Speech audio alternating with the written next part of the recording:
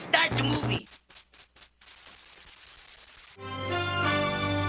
Ladies and gentlemen, you are listening to the Terry Lee Live Show. I am your host, Terry Lee, and I'm just gonna jump right into it because we got a hydrogen bomb this morning, and I can't sugarcoat it. We received intel via text message from our field ops down in Austin, Texas, and I quote, child sex ring, lizard Illuminati.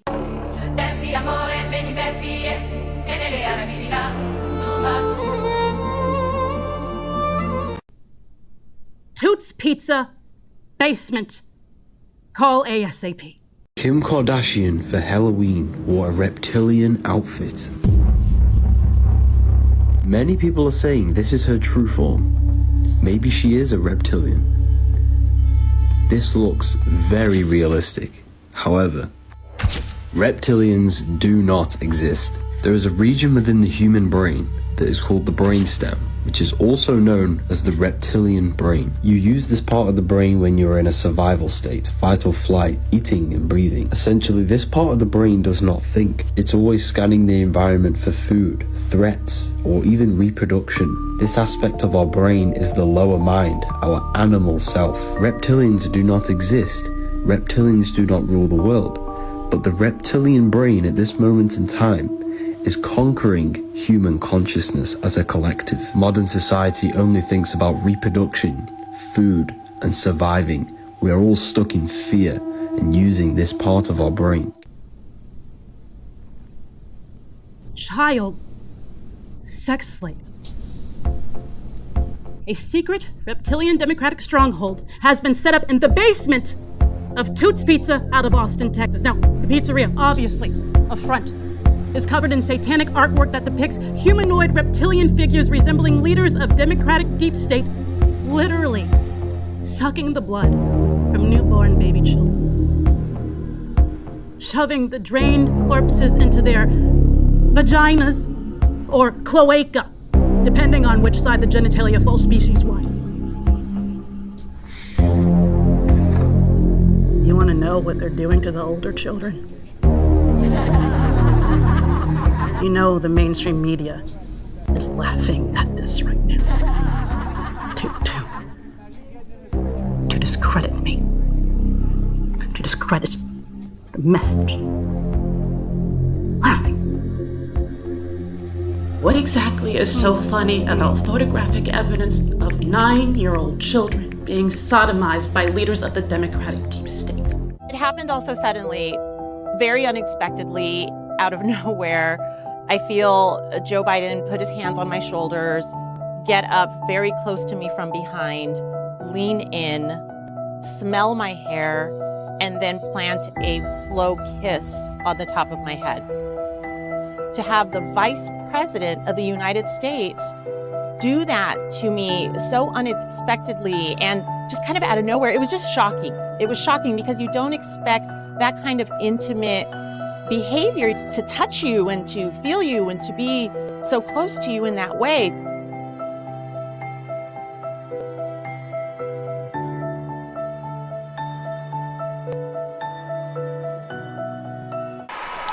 There are hugs where you just throw up your arms and go for it, and then there are hugs that keep going and going and going. Joe Biden wouldn't let Hillary go as they met on the tarmac at Scranton Airport. About 4 seconds into the hug, they semi-disengage. Nothing to see here, right? Wrong, because the vice president wouldn't unhand Hillary for almost 16 seconds. Notice how many times she tries to tap out. She lets it go, he does not. She tap out. Nope, she's just, no, he's still holding on. Okay, second tap out, for God's sake, Joe, you gotta let go. This latest awkward hug would not have been microanalyzed if it hadn't been for all the other overly handy Biden moments. Critics collect them. Times when he gently rearranges a young girl's hair and whispers in her ear, then rearranges some more.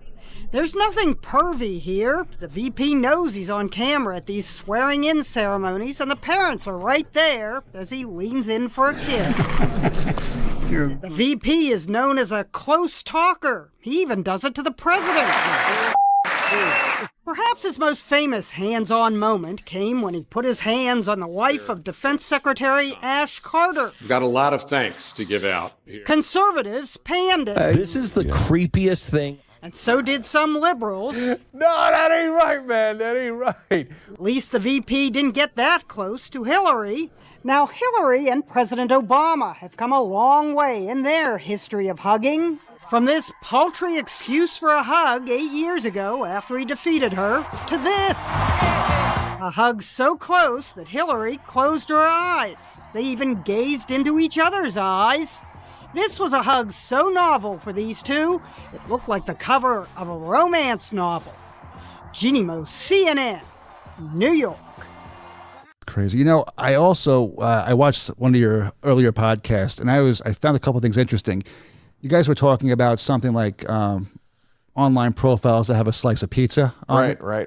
Like, tell me a little about that. That's crazy, because I know like all these symbols mean certain things. I guess I'm getting old, but like, what is that all about? Marinara man.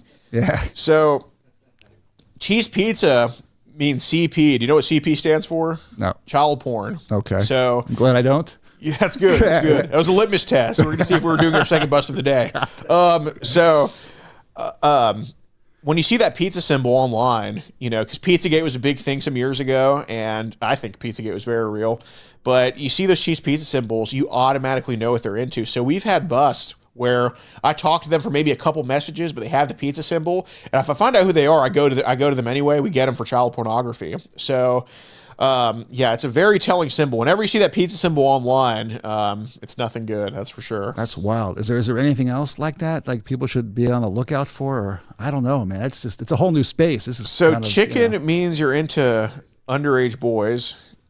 Really? Yes. And I mean, there are some symbols. So like, and it's not really an emoji. I guess chicken and pizza are emojis you can actually type out, but there's another symbol that's like a swirl, for example. So we caught a guy, Cade Horton, in Midland, Texas, and we were on Grande just looking at profiles, no homo, and we see Cade's profile on our decoy account, and usually they message us first, but in this case we messaged him first because we saw that little swirl symbol, which meant he was a boy lover, which is underage boy lover. So we reached out to him, not as a kid, but as a father with a kid, and he completely took the bait, and we approached him in person. He wanted to, he's telling me on the phone, I was posing as a dad, he's telling me on the phone how he's always wanted to sit in the back seat with a father's son and suck and just crazy shit like that. And, we approach him in person. For 40 minutes, me and my decoy, my boy decoy, are playing like as the father and son, getting him to say things on camera. Then we flip it on him, and he got so scared and worried, which was awesome. And he ends up admitting to tons of child pornography as young as babies and toddlers, and to molesting his little brother. And now the feds, so he got arrested that day, but now the feds are taking the case up, presumably because of the amount of child pornography he had. The ex-showrunner says, watching over the past 2 nights was very difficult. Me facing my past behaviors, some of which are embarrassing and that I regret. And I definitely owe some people a pretty strong apology. Schneider produced some of Nickelodeon's most successful shows, including All That, The Amanda Show, Drake and Josh, and iCarly. One element of the special focused on his asking crew members to massage Schneider on set. And Dan responds in the video with, "It was wrong that I ever put anybody in that position. It was the wrong thing to do. I'd never do it today. I'm embarrassed that I did it then. I apologize to anybody that I ever put in that situation. And even additionally, I apologize to the people who were walking around Video Village or wherever they happened, because there were lots of people there who witnessed it who also may have felt uncomfortable. So I owe them an apology as well." Yeah. Schneider also adds that any questionable content or jokes in the shows should be cut from vaulted and rerun episodes. Have you ever said something, like a sentence, and thought to yourself, wow, like, I bet nobody else on earth has ever said those exact words that I just said?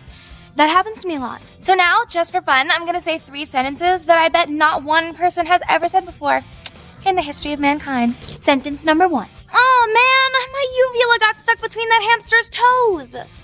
See? That could never happen, because your uvula is that swingy thing in the back of your throat right here. So there's no way you could get it stuck between a hamster's toes. Sentence number 3. I'm soaking wet! Quick, somebody bring me the ocean! Apparently it is rumored that he has a creepy foot fetish. Have you ever tried to get your whole big toe in your mouth? Check this out.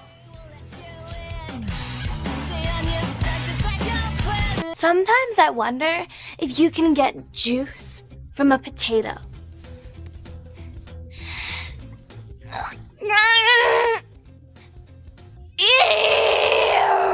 Is it possible for a teenage girl to drink water upside down? I'm thirsty.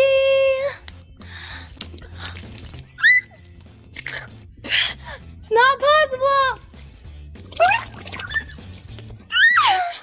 This has been me in a video.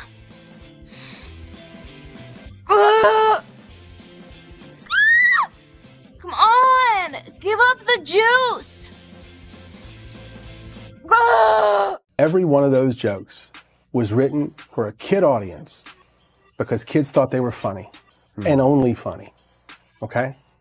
Now we have some adults looking back at them 20 years later through their lens, and they're looking at them and they're saying, oh, I don't think that's appropriate for a kid show.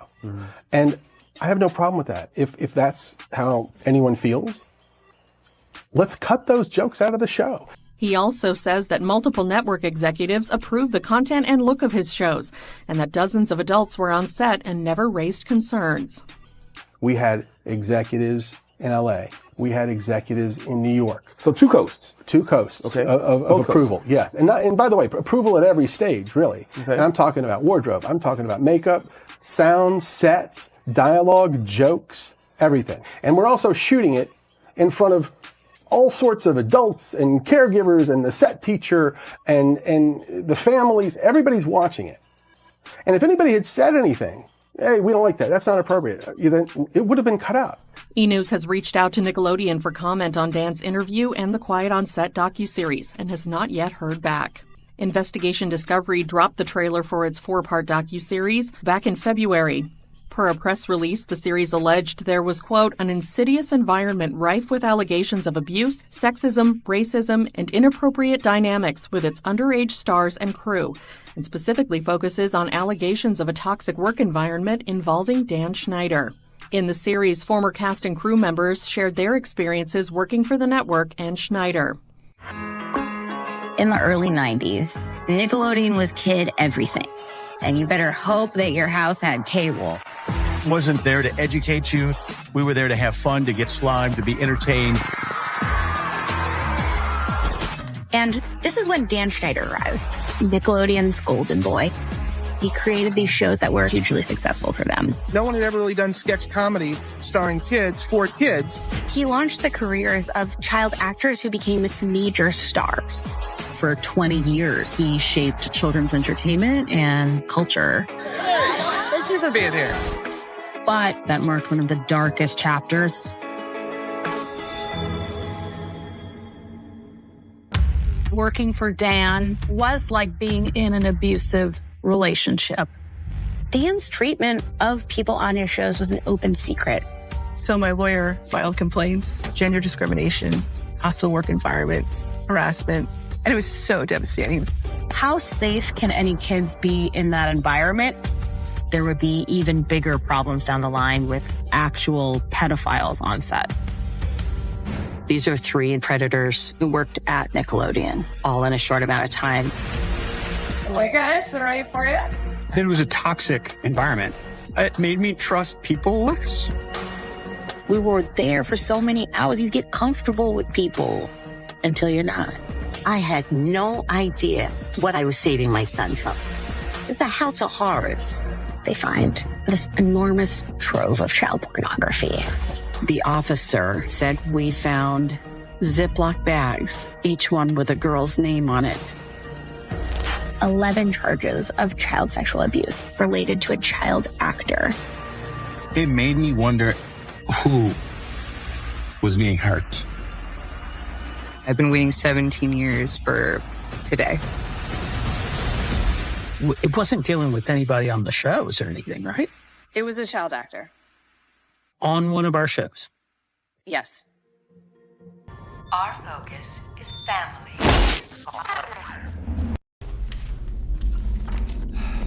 Sorry I'm late. Thad, this is for board members only. I'm aware of that, Father. Now, that night, in the car, you never believed me. So much easier to blame me, wasn't it?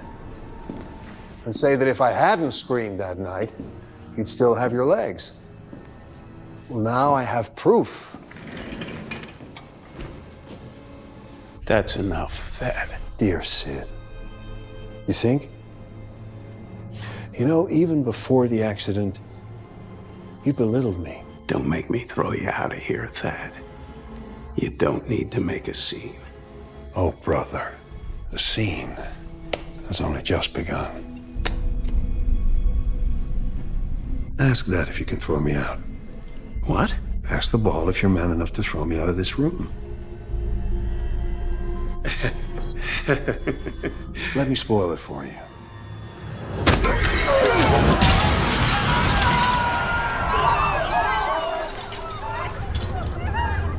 Outlook, not so good.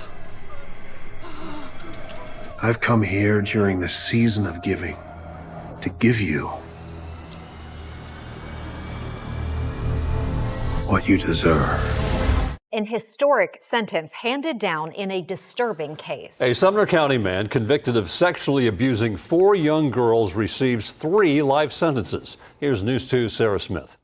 A judge hands down the longest child sex abuse sentence in Sumner County history. Prosecutors say Walter Lewis will spend 3 lifetimes in prison plus 60 years. He's a very dangerous individual and also a danger to children, and we're relieved that he will be in prison for the rest of his life and will never walk again in the community as a free man. Investigators say young girls told an adult they were being touched by Lewis, so deputies went to ask him questions at his house in Portland. Mr. Lewis had barricaded himself in a bathroom with a child.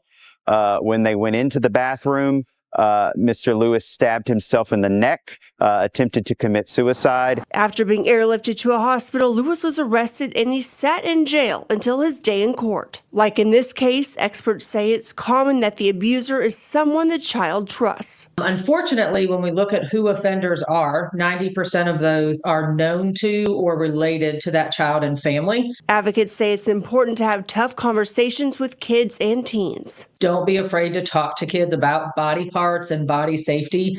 You can never start too early for that. It might look a little different, for say a 3-year-old that you're talking to about places on their body that, no one should touch and keeping them safe. And that conversation is going to look different than the conversation you're having with your 13-year-old.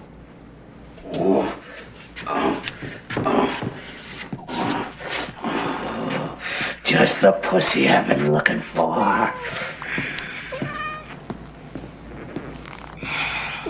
It's chilly in here. I'll warm you. Down, Oswald. We need to talk.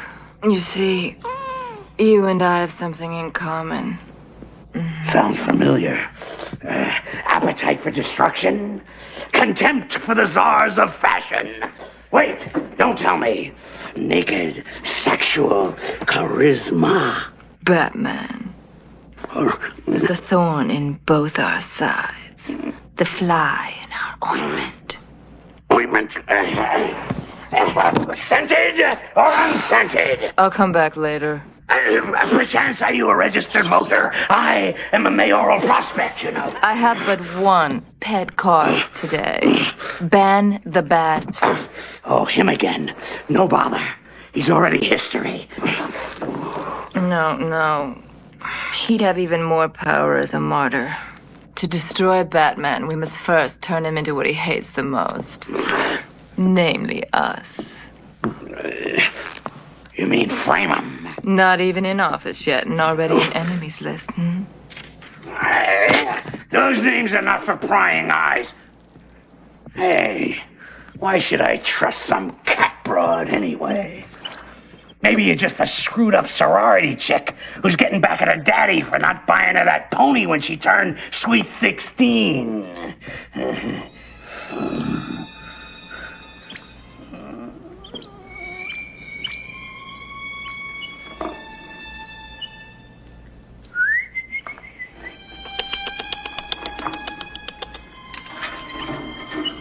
Nice birdie.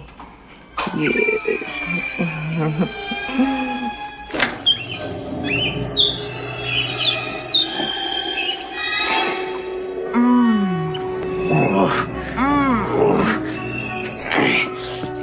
Nice kitty. Nice kitty.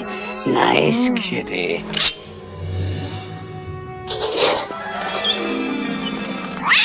Look, Batman napalmed my arm. He knocked me off a building just when I was starting to feel good about myself. I want to play an integral part in his degradation. A plan is forming.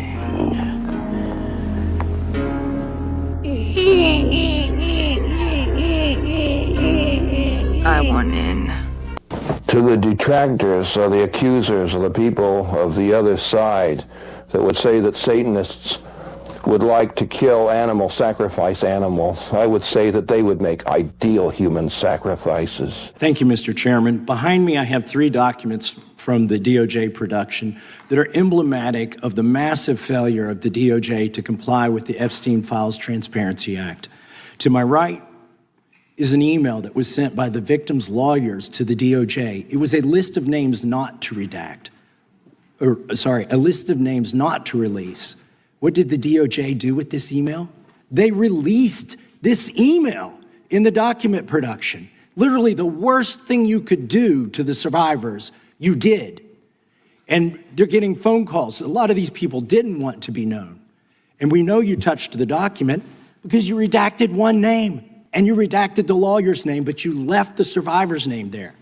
The next document I want to show you, that was in the title, the victim's survivors' names, all right?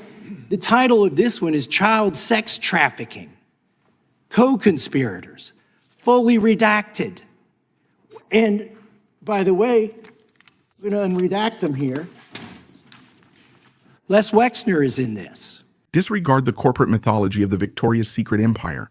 The story of the Wexner clan is, in reality, a clinical case study of a man's psychological collapse, a patriarch who offered up his own wife and children as collateral for his fragile ego. Leslie Wexner possesses billions, yet internally, he is a hollow vessel. Raised under the thumb of a domineering mother, he developed a pathological need for guidance. This was his fatal flaw. Jeffrey Epstein did not use force to infiltrate this family. Les Wexner knelt.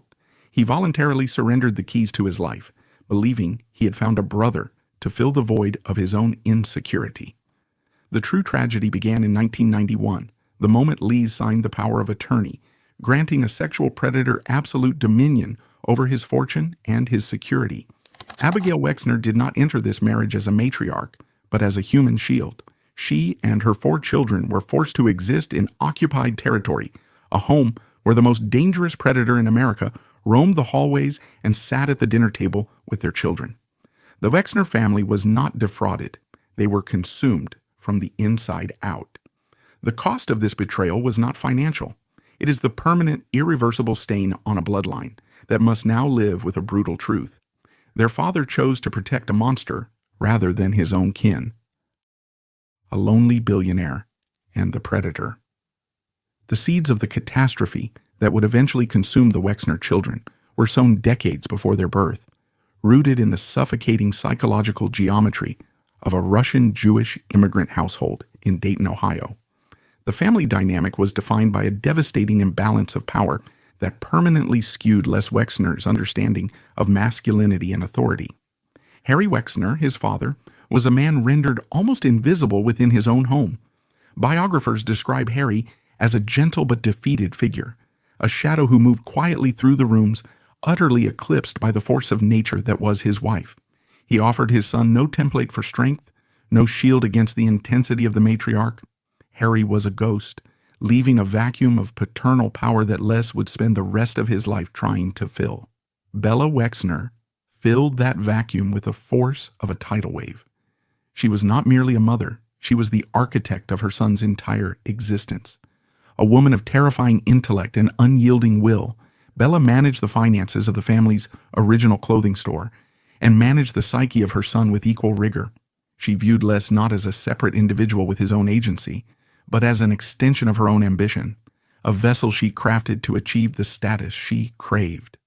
The psychological umbilical cord between them was never cut. It was merely plated in gold as the family fortune grew. She was his first employer, his fiercest critic, and the sole arbiter of his self-worth. In the forensic history of the dynasty, Bella stands as the gatekeeper who molded Les into a commercial genius, while simultaneously stripping him of the emotional autonomy required to be a complete man. She instilled in him a crippling perfectionism and a deep-seated insecurity, the gnawing belief that he was nothing without her guidance. For the first 5 decades of his life, Les Wexner lived in a state of suspended adolescence. While his peers were marrying, raising families, and forging independent identities, Lee remained the dutiful son tethered to Bella's orbit. He lived a life of gilded isolation, a boy king who could command an empire of thousands, but could not navigate the simplest emotional landscape without a chaperone. Even after he became a billionaire, creating brands that defined the sexual zeitgeist of America, he did not build a life of his own. He built a monument to his loneliness. He constructed a massive estate in Ohio, but for decades, it was an empty stage set. There was no wife to share the master bedroom, no children to run through the halls. There was only Les, surrounded by servants and the looming internalized voice of his mother. This prolonged bachelorhood was a symptom of a profound inability to connect. Les Wexner was the prince in the tower, visible to everyone, but touchable by no one.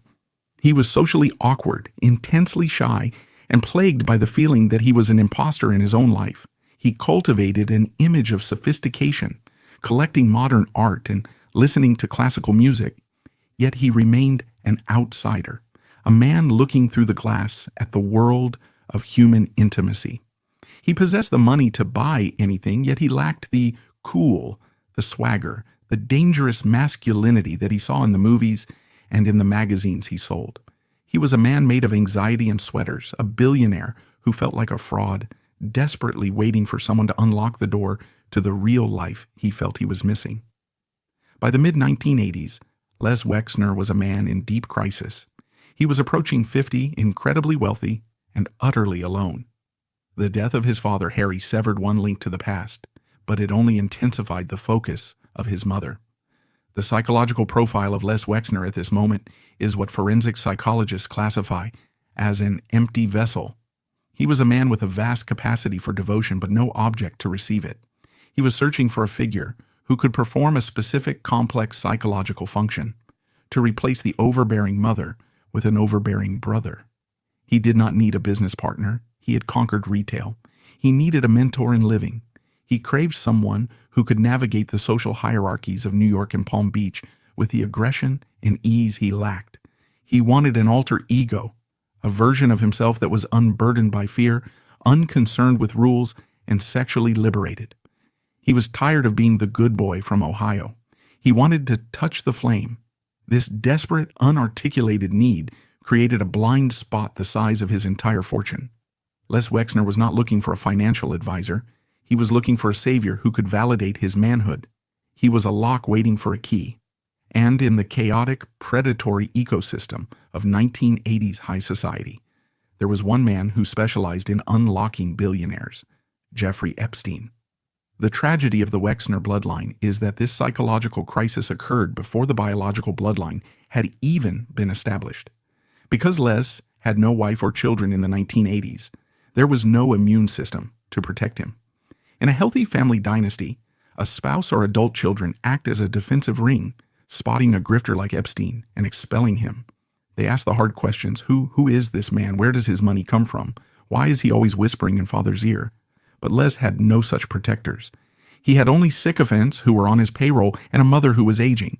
He was exposed. The fortress of his wealth had thick walls to keep out thieves, but it had no defenses against a friend.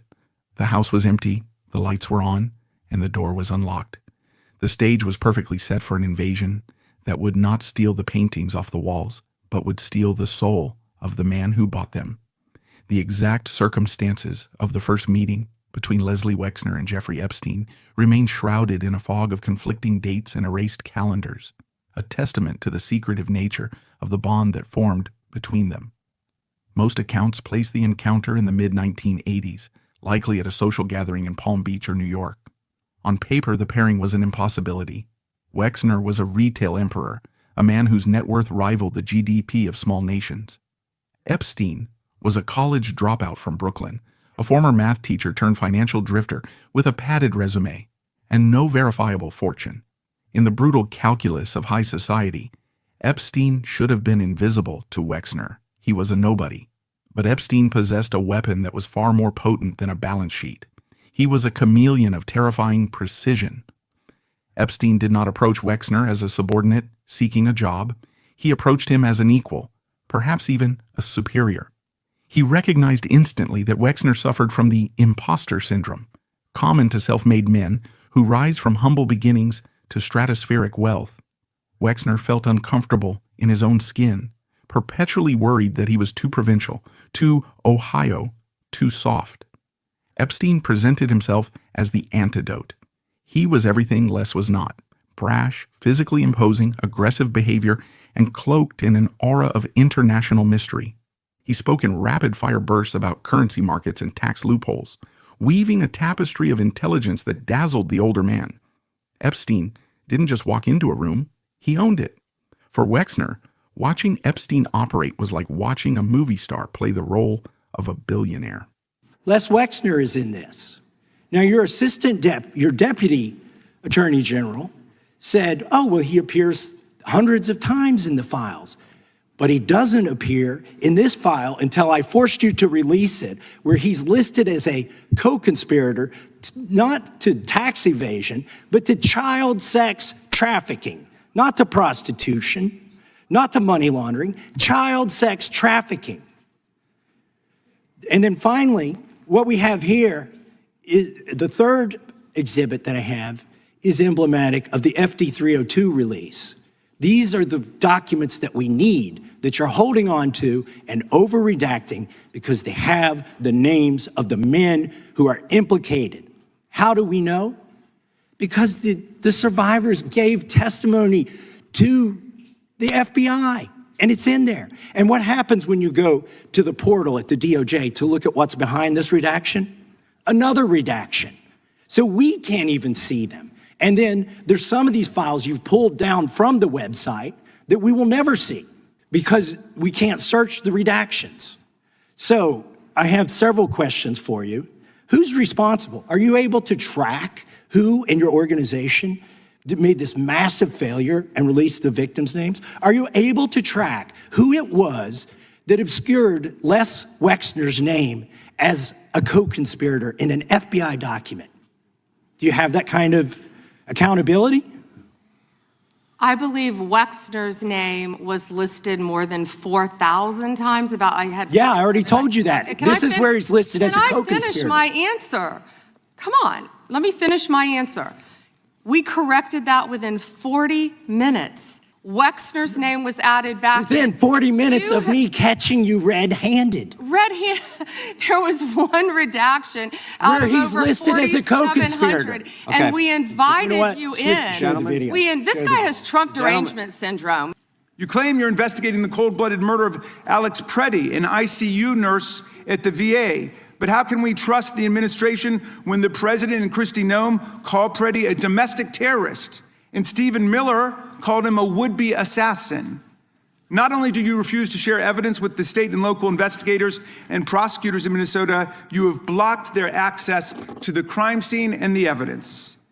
How are you seeking justice for Marimar Martinez, the Montessori school teacher in Chicago who was shot 5 times by a Border Patrol agent who bragged about it on text? Or the family of Keith Porter, a father of 2 shot and killed by an off-duty ICE agent in LA? Or the family of Silverio Villegas Gonzalez, shot and killed in Illinois minutes after he dropped his kids off at school? There's no sign of any movement at the Department of Justice. You even launched a criminal investigation into Renee Good's grieving widow. How sick is that? But it's even worse. You've turned the People's Department of Justice into Trump's instrument of revenge. Trump orders up prosecutions like pizza, and you deliver every time. He tells you to go after James Comey, Letitia James, Lisa Cook, and Jerome Powell, the head of the Federal Reserve Board, and members of Congress like Adam Schiff, Mark Kelly, Alyssa Slotkin, Chrissy Houlihan, Jason Crow, Chris DeLuzio, and Maggie Goodlander, to name a few, and you snap to it. You replace real prosecutors with counterfeit stooges who robotically do the president's bidding. Nothing in American history comes close to this complete corruption of the justice function and contamination of federal law enforcement. And the good news is many serious lawyers at DOJ, including some of your own original appointees, have refused your lawless orders. Danielle Sassoon, your original pick for acting U.S. Attorney in Manhattan, resigned rather than follow your corrupt order to quash an indictment against Mayor Eric Adams as a political favor from Donald Trump. A Federalist Society member who clerked for Justice Scalia, U.S. Attorney Sassoon refused to participate in this blatantly corrupt scheme. Her top assistant, Hagen Scotton, an Iraqi war vet and two-time Bronze Star recipient who clerked for Chief Justice Roberts, and then Judge Kavanaugh, promptly resigned too, writing to your office, quote, "I expect you will eventually find someone who is enough of a fool or enough of a coward to file your motion, but it was never going to be me." You and the president nominated Eric Siebert, a 15-year career prosecutor, to be your U.S. attorney for the Eastern District of Virginia. But after 5 months of investigating Letitia James and James Comey, he found no evidence to justify criminal charges. So you forced him out.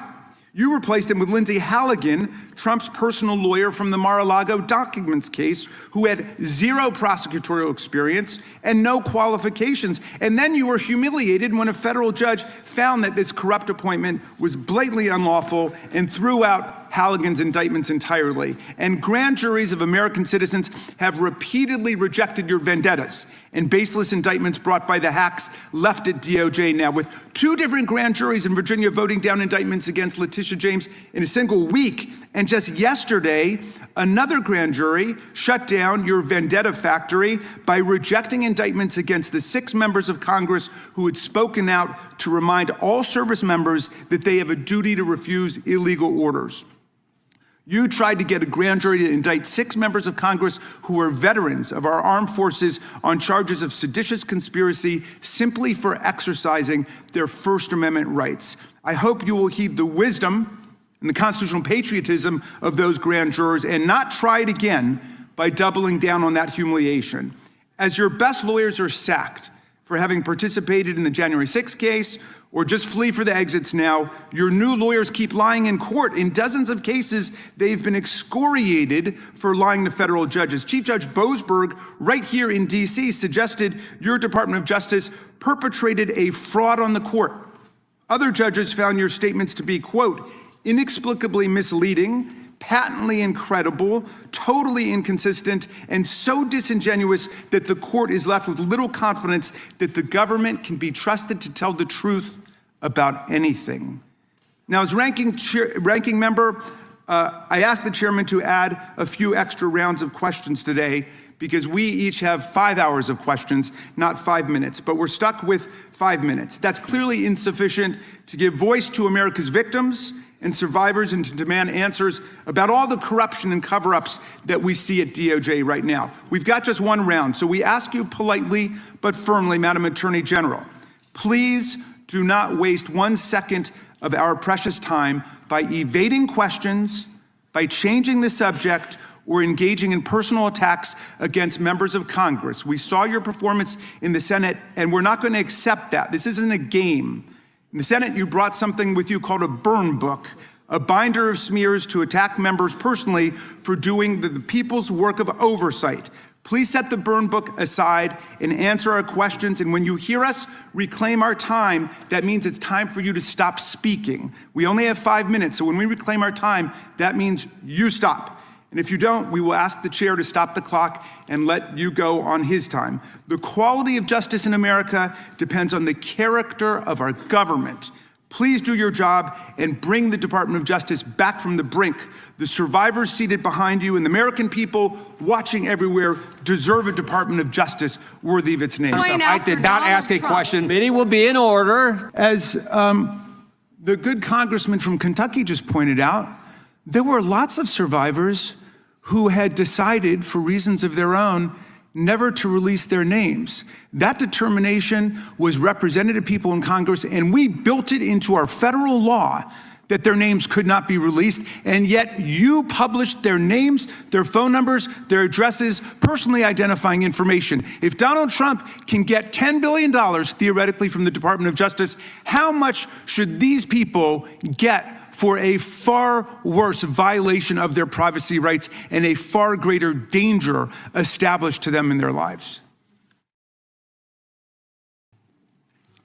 Do you even know who Chase Mulligan is? You're so obsessed with, you don't, do you? I'm going to teach you the rules again. You're the Attorney General of the United States. We have rules here. You're obsessed with him. You're the Attorney General of the United States. With obsessed with Donald Trump. You have Trump derangement syndrome. Mr. Chairman, I'd like my time restored. I'd like my time restored. In your district. In your district, and you don't even know about it, about keeping children safe from online predators. Time belongs to the gentleman from Maryland. The gentleman can proceed. Yeah, and I want the whole country to look at this. Because this is the Attorney General of the United States, whose job is law enforcement. We've never had a witness who has misunderstood our rules and been unable to conform his or her conduct to our rules before. We have only 5 minutes, and so we use our time to ask you specific questions. How long are you giving me to answer? Excuse me, I'm not yielding to you right now. I'd like that second restored too. So, Ms. Bondi, the way it works is we ask you a question and you answer it. And if you go off on a wild goose chase, another tangent, you start reading statistics or you start talking about stuff going on in our district. And by the way, I invite you to my district. Come to my district, but that's not what we're here to do today. Okay? So, and you do that, then we're allowed to say we reclaim our time. At that point, you have to be quiet. You have no choice. You have to be quiet. So I hope you understand the rule at this point. Now, here's what I want to ask you. You're in law enforcement. We've seen all kinds of evidence of crimes. And when we go over to the Department of Justice for the 4 computers for every member of Congress, we see more evidence of crimes. Will you create a joint task force of the Department of Justice and governors and state attorney generals and district attorneys across the country to investigate the crimes that have taken place against these victims and more than 1,000 like them? The DOJ is not doing its job. Will you create a task force with state and local law enforcement to make that happen? Gentlelady can respond if she wants to. Thank you, Chairman. He called Chase Mulligan a wild goose chase and didn't even know who he was. He is a defendant in your own district who preyed on girls. Mr. Chairman. Well, you know what? If he were part of the Epstein investigation, you wouldn't do anything about it. Online chat rooms and committed sextortion. Yet he didn't even know in your tiny little district who he was. According to your department, a child is sexually abused in the United States every 9 minutes. And the vast majority of survivors never get justice. And that's one of the reasons why I think the Epstein case has resonated so deeply with so many Americans. And the other reason I think is because it has revealed a 2-tiered system of justice. And the powerful are protected and the survivors rarely get any accountability. And the Epstein files contain evidence of a multi-decade international criminal conspiracy involving some of the wealthiest and the most powerful people in the world. There's evidence of financial crimes, political corruption, sex trafficking, and of course, horrible sexual abuse. And I want to remind everybody, this isn't a game. These are real people, people who have suffered, who are sitting here with us today, and they deserve answers, and they deserve accountability. And I'm here to try to get some for them. Now, I've seen some of the unredacted Epstein files, and obviously, as you know, President Trump's name is all over them, but so are the names of other senior Trump officials: Howard Lutnick, Secretary of Commerce; John Phelan, the Secretary of the Navy; and Stephen Feinberg, the Deputy Secretary of Defense. These men were appointed by President Trump to senior positions in his administration.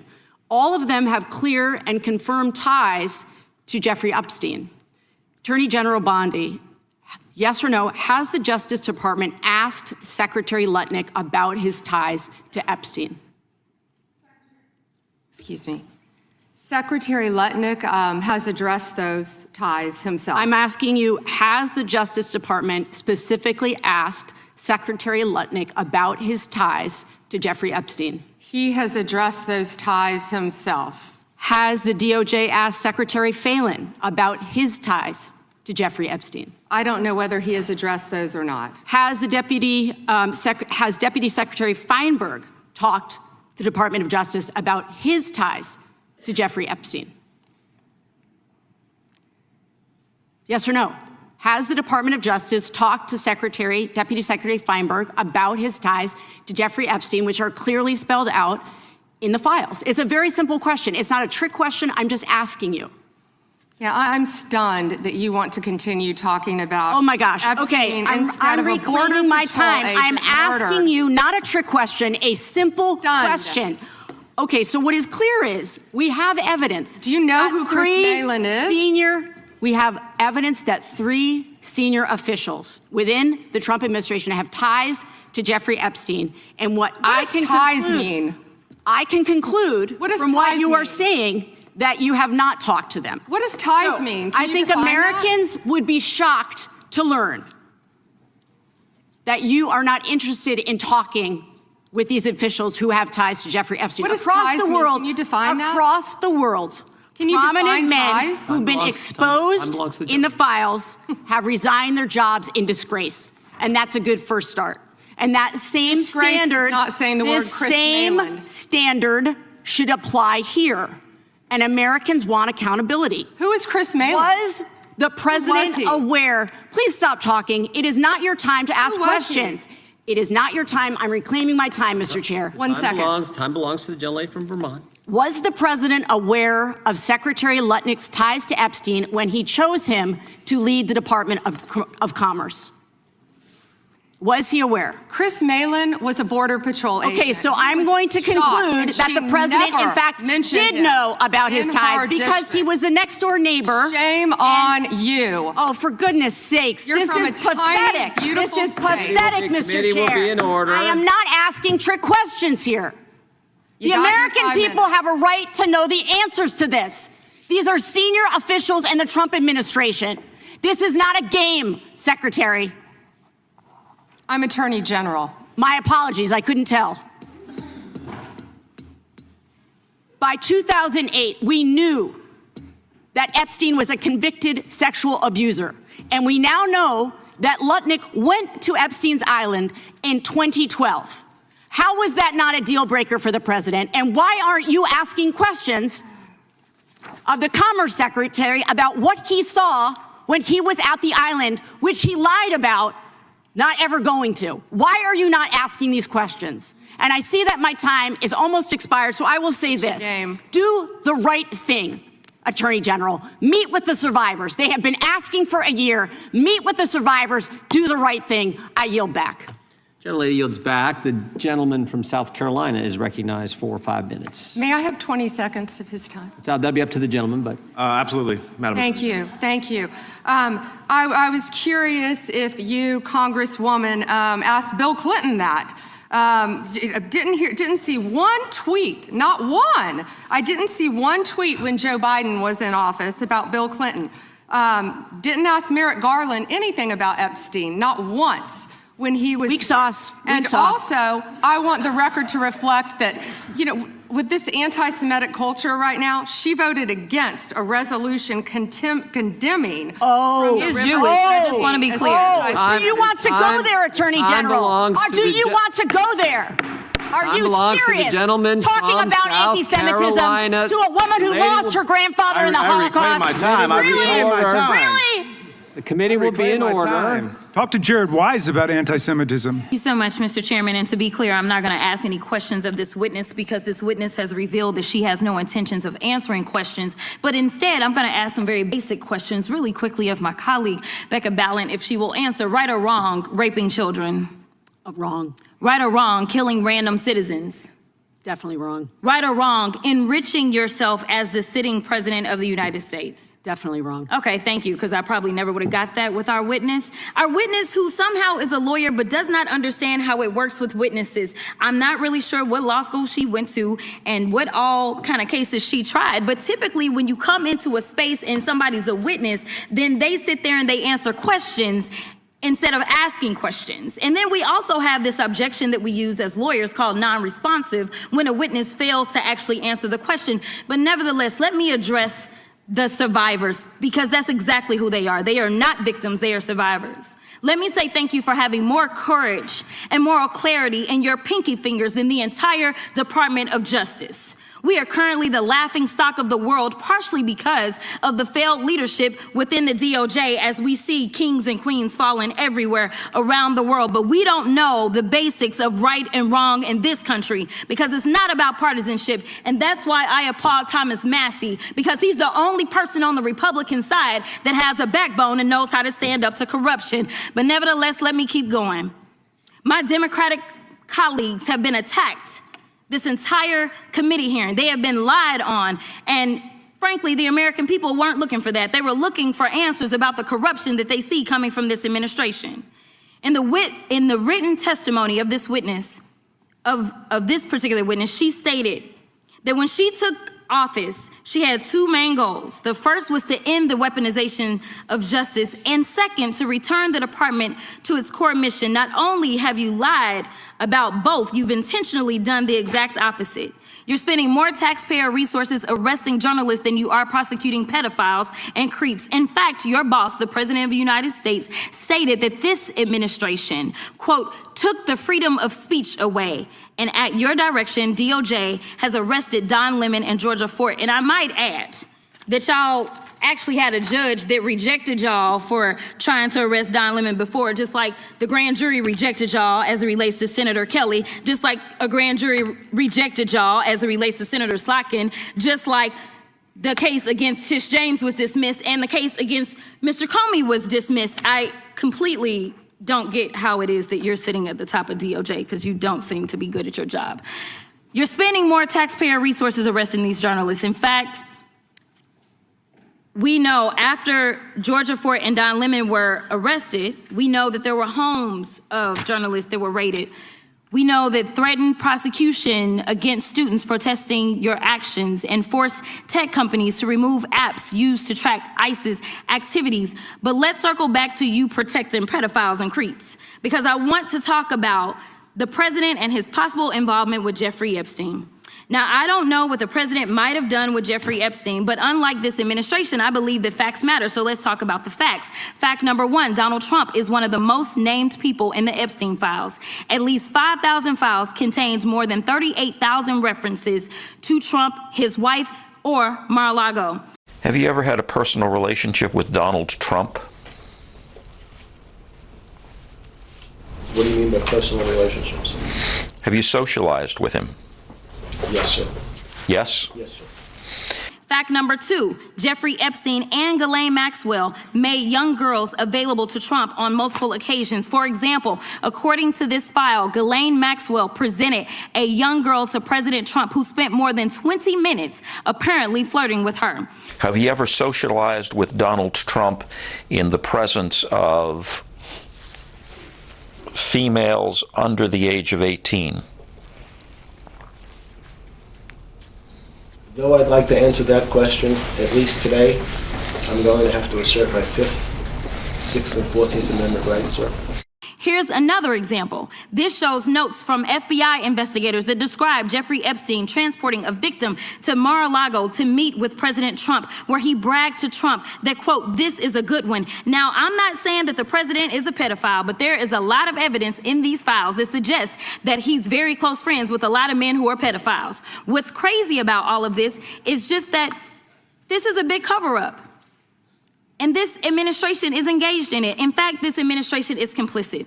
But there are numerous others, like how the DOJ is attempting to obstruct justice in the investigation of the rogue agents who have murdered American citizens, or how the DOJ seized voter data from Fulton County in an attempt to steal the 2026 midterm elections, or how federal agents have Tom Homan on tape accepting a bribe and your agency killed the investigation, or how your agency is ready to give the president a $230 million payday, which is unconstitutional. The Constitution is clear. The president shall not receive any payment except his salary while in office. The fact fact of the matter is that you will be remembered as one of the worst attorney generals in history. An attorney general who has prioritized obstruction over justice, corruption over the law, fealty to the president over loyalty to the Constitution. And Mr. Chairman, I will yield. Raise your right hand. Do you swear that the testimony you're about to give today will be the truth, the whole truth, and nothing but the truth?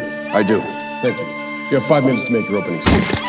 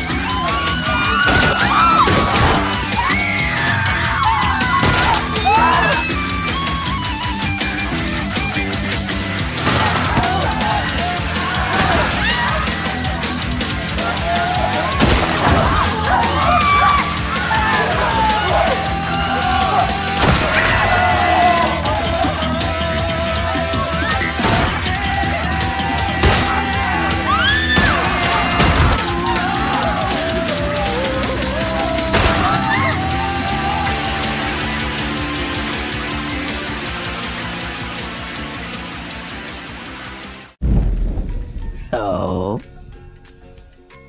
everybody's dead. How about we start at the beginning? Okay, here we go. Jess, Frida, this is my childhood buddy, Cody. And Vic, my left and right hand man. Perfect. Tom. Hi. All right, who did this? This is Frida, Sarah, Frida. She nails. Thank you. The resident wonder boy, Heather, Camilla. Hey, what's up, man? I don't know who that is. We're going to my island for a few days. Do you guys want to come? This is crazy. Did we just jet off to a billionaire's island with a bunch of strangers? Oh, he's not a stranger. He's Slater King. Everybody say, making memories! Making memories! You having a good time? We're having a great time. We're drinking champagne, and we're eating amazing food. So do you think human sacrifice is before or after this? Legendary parties of Slater King. Not what I thought it was gonna be. We're still having fun. It's just a little different now. What do you mean? Phones, please. Wait, for real? You don't have to do anything that you don't want to do. Excuse me, I need the phones, guys. I need your phones. I need your phones. I need your phones. Thank you. Thank you. Thank you. Thank you. And Quincy, I know you have 2 phones, Quincy. Oh, there you go. That's what I love. 3. Yeah. Just Glow. So proud of you, Just Glow. Look at that. Got all the phones. Do I have everybody's phone? So we got 2 cars. We got this car and the car over there. How would you like to split it? Phone. We want to get our bread. Let me get my phone. Phones. Phones. Phones. Phones. Bob, don't do that. Don't do that. Don't.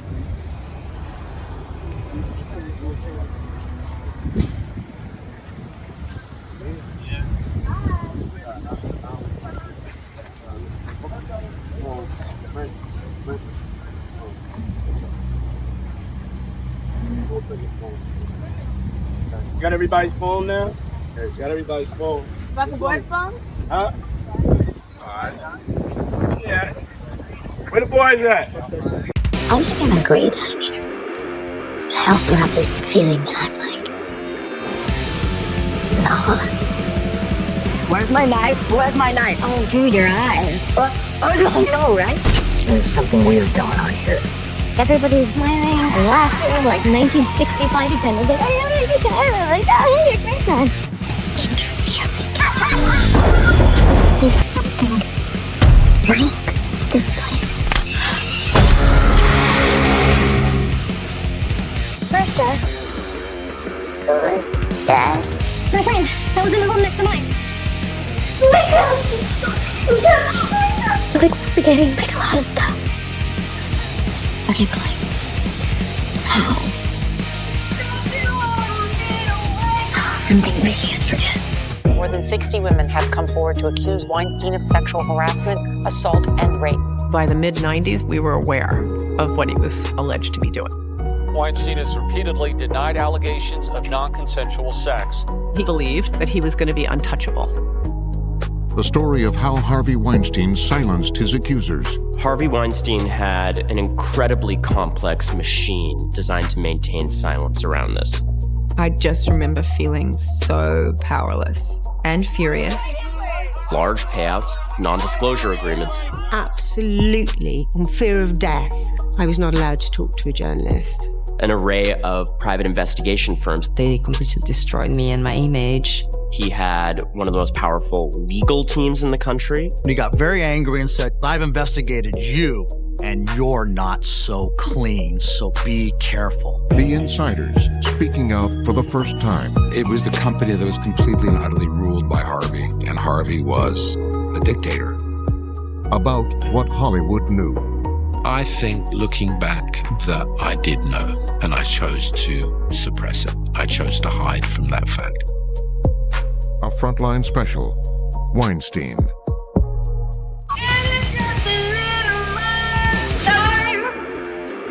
Uh-oh. We need to know what's really going on.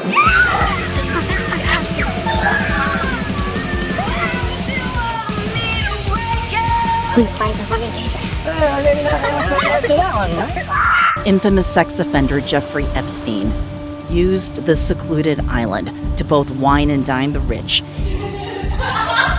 and build a trap where women and children as young as 12 describe rape, sexual abuse, and trafficking. The girls and young women who went on the island were basic prisoners. You couldn't leave. A CNN review of thousands of videos, photos, and emails in the DOJ files, written testimony from victims, and satellite imagery paint the clearest picture yet of how Epstein transformed this island into an elaborate crime scene. The files show the signs of abuse captured on camera. It was just for Jeffrey's amusement.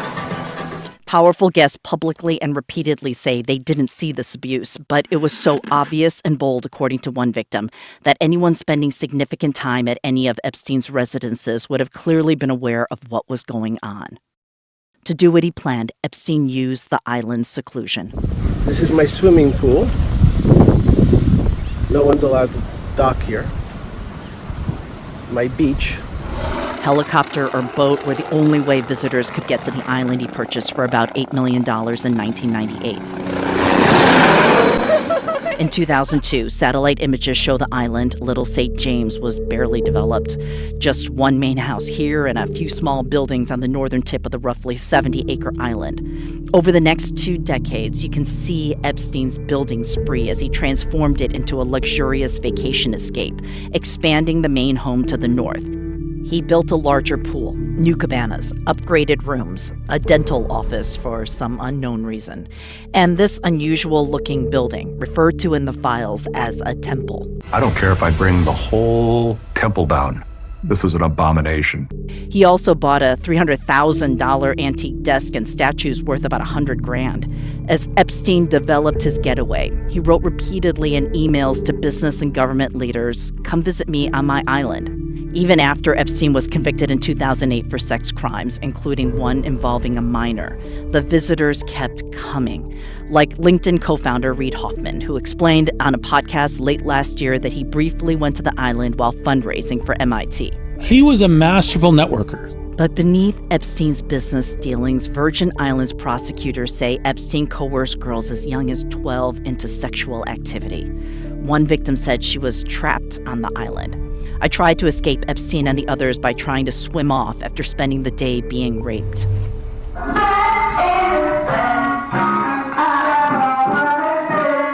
Epstein's home decor even showed signs of his crimes.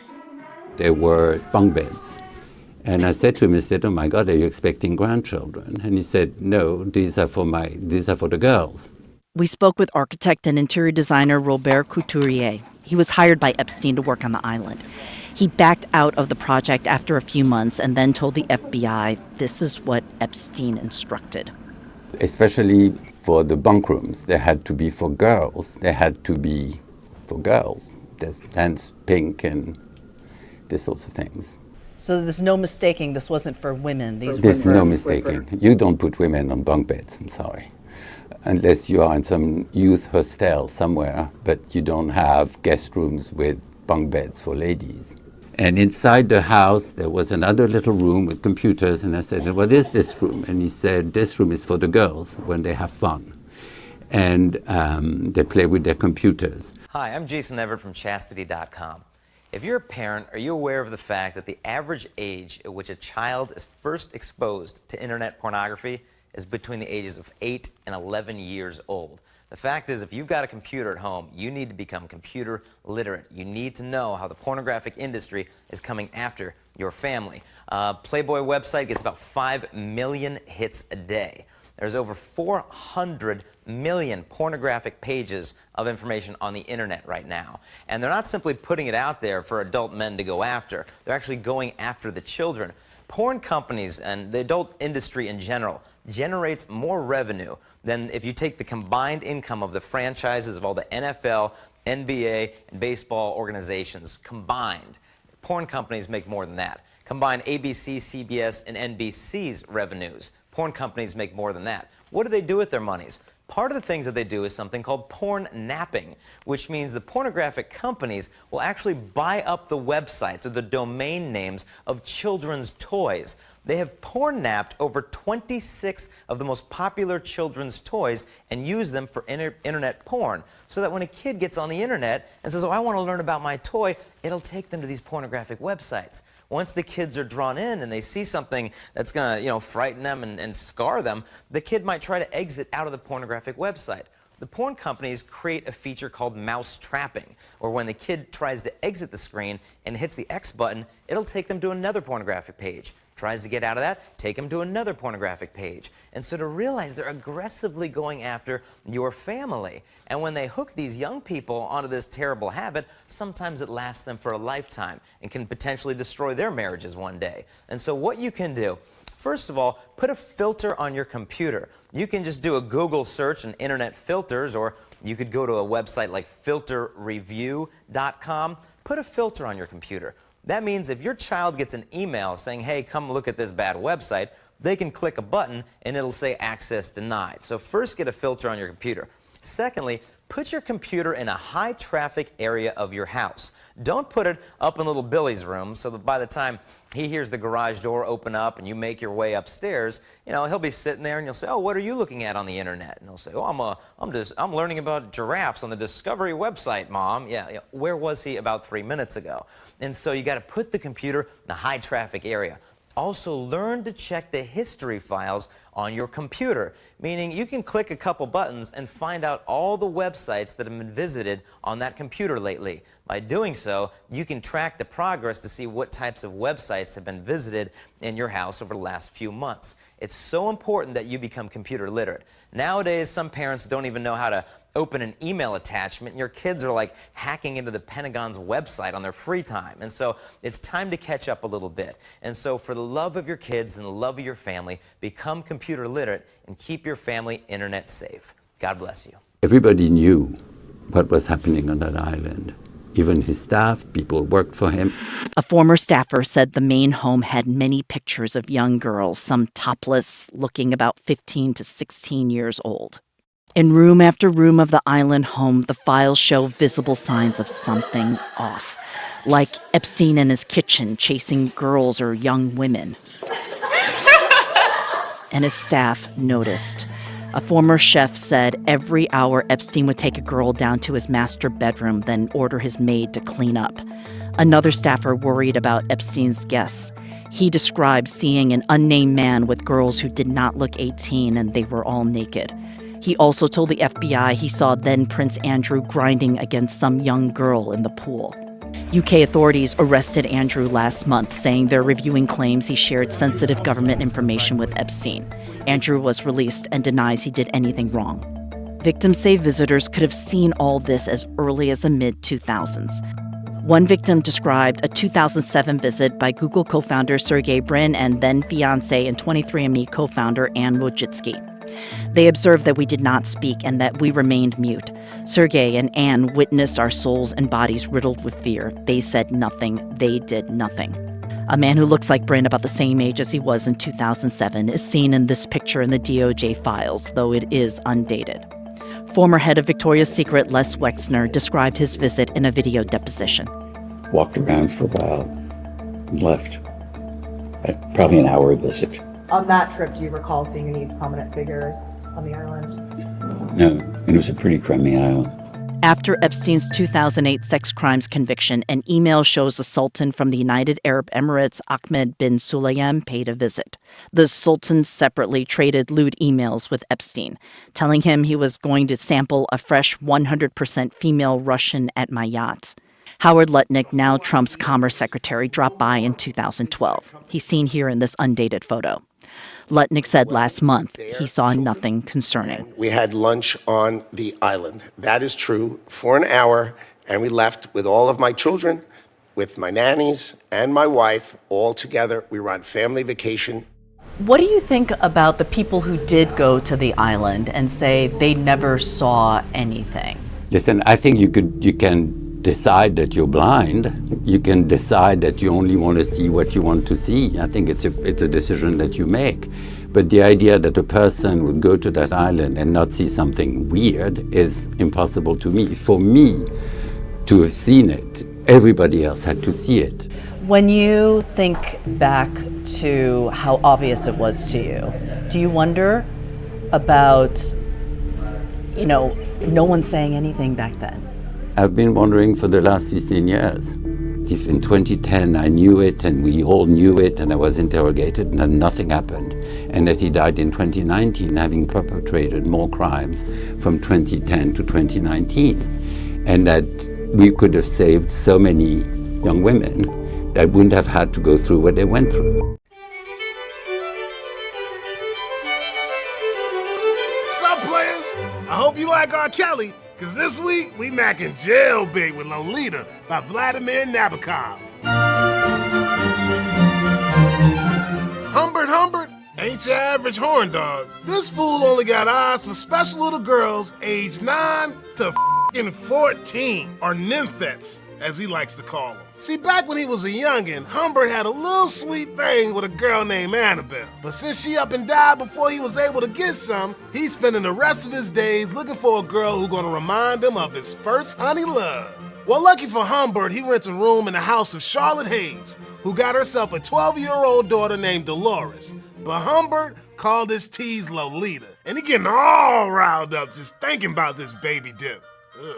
Unfortunately, Lolita ain't the one trying to freak with him. Charlotte's old ass, though, be all up on his nuts like nobody's business. And when Humbert can't dunk her no more, he decides to marry her so he can stay close to Lolita. It's all good till one day Charlotte goes sniffing around in Humbert's diary. After learning that he can't stand her stank ass but loves little Lolita, Charlotte gets all crunk and storms out of the house when BAM! Girl gets taken out by a car. She dead. So Humbert scoops up Lolita, brings her to a motel, and finds out that this little girl knows more about freaking than he thought.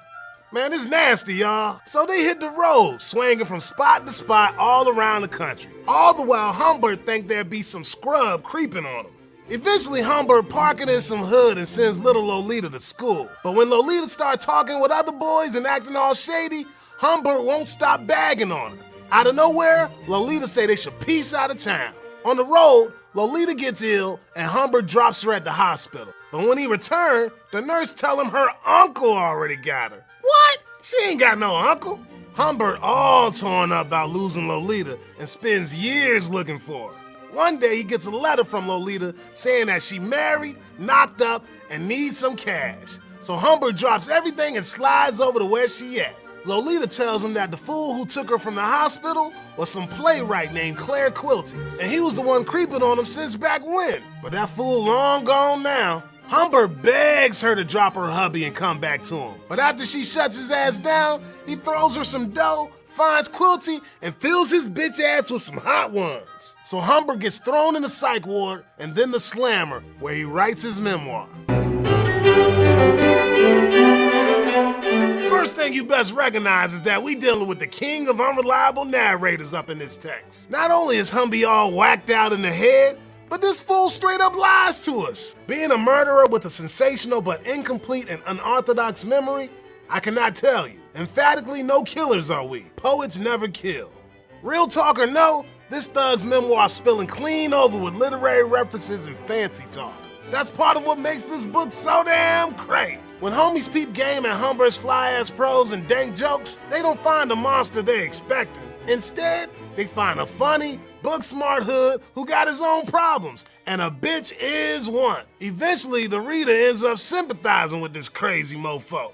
But that ain't all Humber doing by showcasing his verbal skills. By spitting all that fancy descriptive jive about the world around him, Humber messes with the reader's head and makes them think about regular everyday shit in a new way. So when you reading this and start questioning what's normal, then Humber done got you by the balls, sucker. Cause when all them pretty words pull you into his reality, his whack-ass passions ain't so whack no more. So not only does this book got a narrator who ain't reliable, but this fool gone and even made the reader unreliable. Damn, ain't that some shit? Peep game at this mythological reference, homeboy. In Greek myth, nymphs are often chased by hustlers who can't keep it in their pants. Take Daphne and Apollo, for instance. When Daphne was ducking Apollo's grubby paws, the only way she could escape is by transforming into a laurel tree. Turns out, it ain't no different for nymphets neither. By the end, Lolita ain't Lo, ain't Lola, ain't Dolores, she now Dolly Schiller, and she's finally free. Thanks for balling with me today. Don't forget to press subscribe, and as always, keep it real. Peace. We start? We are starting. We are starting. If you only have 30 seconds, take this.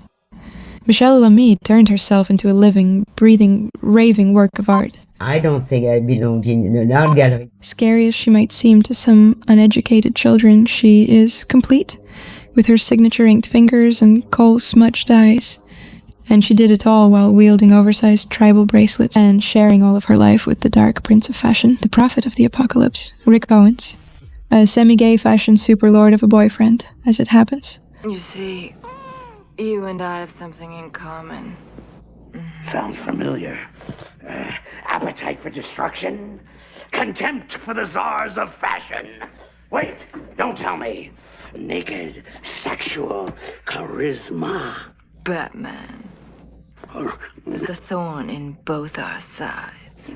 The fly in our ointment.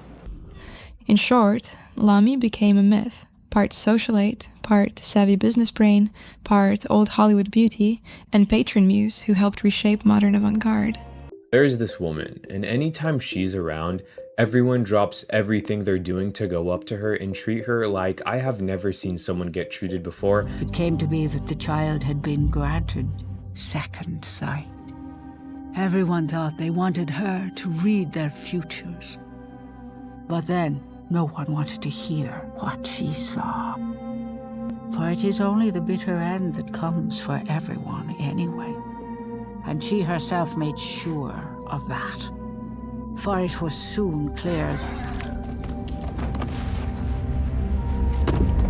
that she was powerful in other ways too. So children, please, beware of gifts. Beware of those that offer them, and beware of those who are only too happy to take them.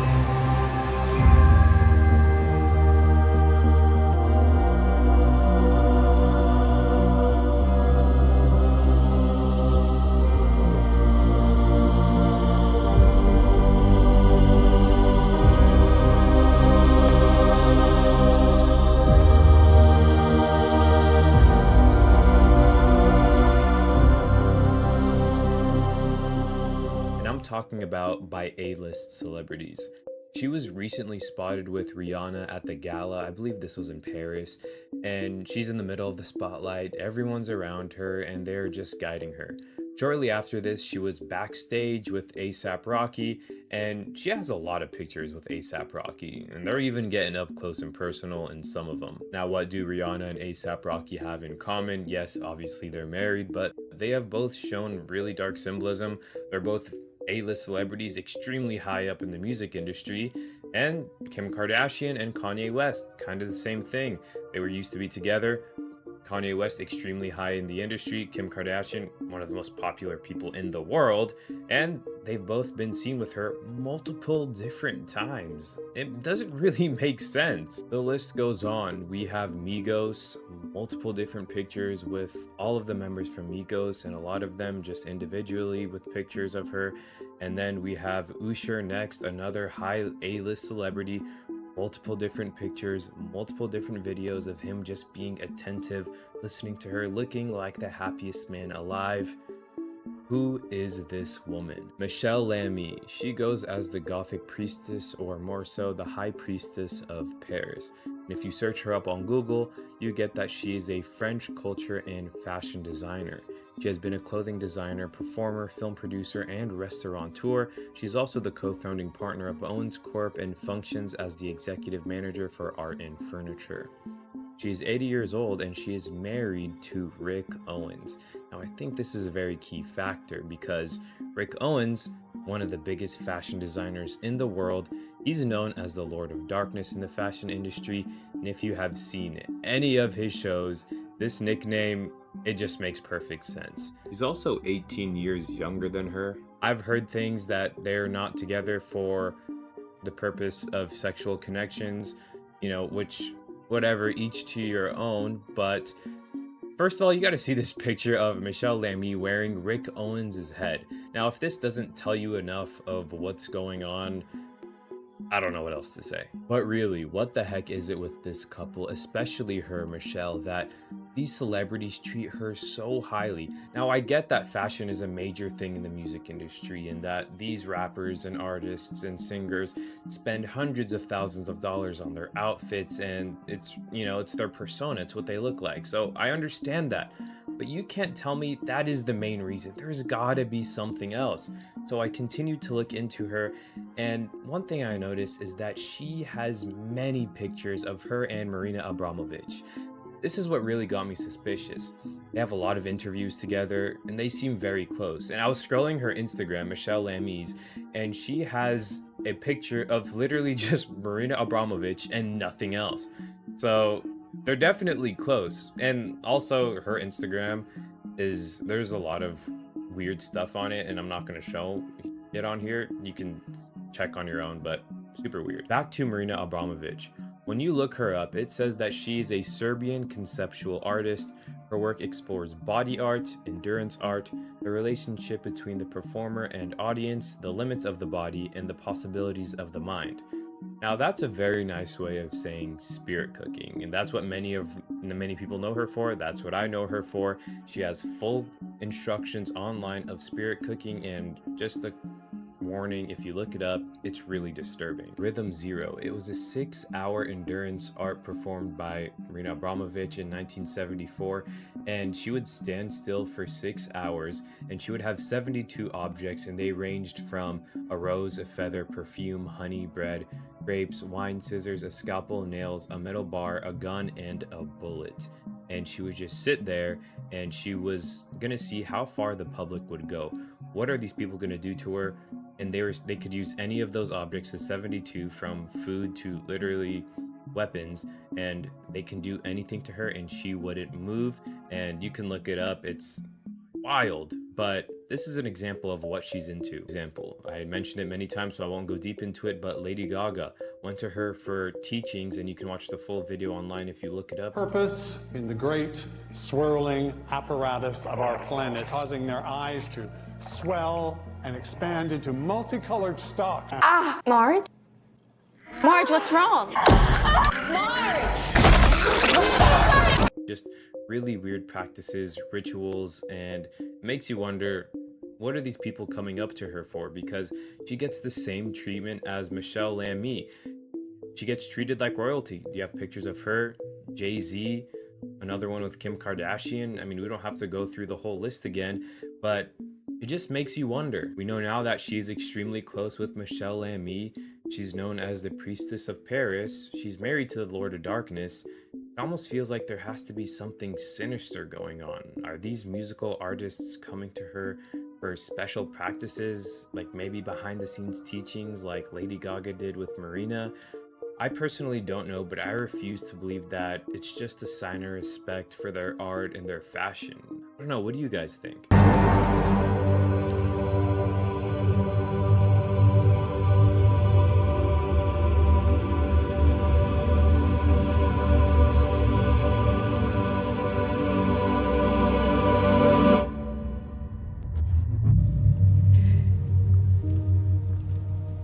Young again. All that was required was for me to be brave and to trust the darkness. And I was, and I did. And like she had done, I rid myself of all other attachments. I cleared my plate. I ate my children. So hungry was I to realize my own powers, I hardly even chewed. I assumed a disguise of old age to make myself seem kind and weak. I built for us a house, one with a proper kitchen and a dining room. I eat children. How old are you? 12. 12. Oh, okay. Only to 10. Only to 10. That's good. You're safe. That's good. Children and pineapple. Children and pineapple. Can you tell us a secret about Steven Spielberg? He eats babies. Whole babies. He eats babies. Whole babies. That looks great. Thank you. What you want in a pancake is to have the consistency of young human flesh. It's spongy. It has life to it. You're with a guy with brightly colored undergarments, and you got soft human flesh in front of you. You're in a weird place. I'm looking forward to this. And you're a late 50s. Yeah. But somehow you both look the same age there. I mean, you know, there's something to be said for being with a younger man. I suck baby's blood. And put it on my face. Okay. Just joking. If the person okayed it, I would eat a human. If you were at a very fancy restaurant and they were like a tiny piece of human meat. No. I think the only way you wouldn't try a tiny bite? No. Really? But could you do it? Could people ever just get used to the idea of a cannibalism industry? What would realistically need to happen for people to know what they're eating, who they're eating, and just be okay with it? In the book Tender is the Flesh by Agustina Basterica, the answer is surprisingly simple. What it really comes down to is language. The story takes place in a dystopian world where a virus has rendered all animals inedible. In a shockingly brief amount of time, human flesh becomes the only source of meat. It's far worse than that, actually. Not only does everyone accept cannibalism in this new world, most of them embrace it. Tender is the Flesh presents a truly horrifying vision of the world, one where humans are factory farmed, hunted on game reserves, and experimented on in laboratories. It's right out in the open, limbs and organs on display in butcher shop windows, human skins used to make leather goods. Slowly eating people alive has become a fashionable trend. Years ago, before the Dahmer series, it was in a Q&A with fans, with young fans. It was young fans at the time. It was I think it was in between like me being Cat and pop stuff. So it was like a younger group. Okay. But it was with a parent. Someone said, if you could have dinner with anyone living or dead, who would it be? And I was like, oh, you're so cute. Who, Mom and Dad, is it okay if I give the real answer? And they were like, sure, I guess. What's the answer? And I was like, I mean, Jeffrey Dahmer's pretty fascinating. I think I would have loved to have met him. Wow. Maybe with a third party or something involved. But I have questions. I have a lot to, I don't know. I would love to. And the parents were like, we'll explain it later, sweetheart. It's Jeffrey Dahmer, the serial killer and cannibal whose saga of evil has been given new life in the hit Netflix series Monster. I'm going to ask you some questions that are tough. In this never-before-seen video from the Inside Edition archives, he's clearly nervous. His hands won't stay still as he prepares for the exclusive 1993 interview. What questions did we start out with? A new generation is learning about his horrifying crimes through the #1 Netflix series. In what appears to be a psychopathic mass murder. Destination 32 clear. This world-exclusive interview took place inside the maximum security prison in Wisconsin, where he was serving 999 years. He was escorted by 3 prison guards. One officer held each arm as he was taken in handcuffs into an elevator. Nobody was taking any chances with the most notorious killer in America. Dahmer was 33 when he told Nancy Glass about his twisted motive for killing 17 men. Not because I was angry with them, not because I hated them, but because I wanted to keep them with me. And as my obsession grew, I was saving body parts such as skulls and skeletons, and eventually I did turn to cannibalism. I mean, Jeffrey Dahmer's pretty fascinating. I think I would have loved to have met him. Like, you know, maybe with a third party or someone involved, but I have questions. I want to... It's for you. He described how he picked up his victims in gay bars and brought them home. I'd have the sleeping pill mixture already prepared. The person would drink it, fall asleep, and that's when they would be strangled. And he made a startling admission about the evil urges that propelled him to kill. Do you still feel those same urges? Do you still feel that compulsion, that obsession? I wish I could say that it just left completely, but no, there are times when I still do have the old compulsions. A creature of the night, he said he slept most of the day in prison. During the interview, he asked for several breaks. Can we cut the film here for a minute? Sure. Dahmer was murdered by another prison inmate just a year and 10 months after this interview, a form of justice he said he deserved. That's what I deserve. I deserve death.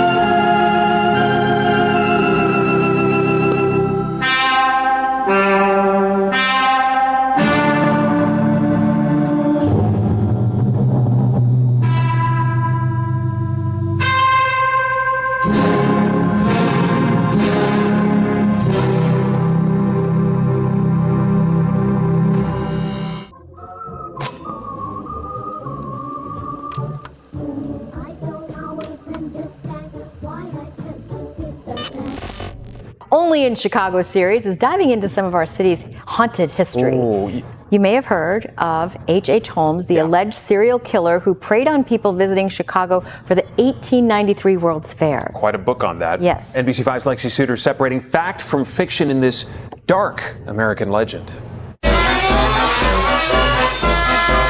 The 1893 World's Fair is certainly a highlight in Chicago's history. I think that's part of it. I think the story is part of it is the fair itself is such an amazing story. 690 acres across the South Side transformed a city within the city, commonly referred to as the White City because of the building's design. They were all painted white and all in a style called Beaux-Arts. It was just magnificent. The fair was grand and it was glowing, but the second part of this story isn't so bright. Enter H.H. Holmes, allegedly a serial killer and con artist, referred to in Eric Larson's book as the devil. There are allegations that he took people from the fair and lured them there. About a mile and a half from the fairgrounds was a 3-story building where Holmes lived.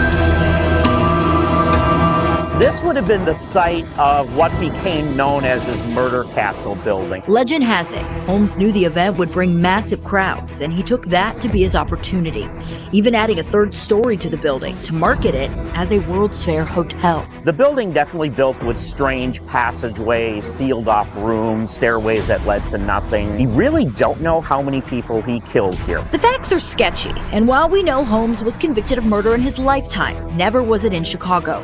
Some say The Devil in the White City is simply a tall tale with all the elements for a good story. I've heard stories that, he murdered 200 people and he had ovens in his apartment building. I think most of that has been debunked. There's so much unknown factors with H.H. Holmes. He used a lot of different aliases. We honestly don't know how many people he killed or killed in this building. And though Holmes's building is long gone, the Inglewood Post Office now stands in its place. Some report weird activity in the basement, and some may have no idea of the lore that lives within it. People do say the basement is haunted. They say the staff does not like going into the basement. On the South Side, Lexi Suter, NBC5 News. Chicago. Today, the city has a reputation for being a violent place, but in the early years, there was a belief of innocence around the Windy City.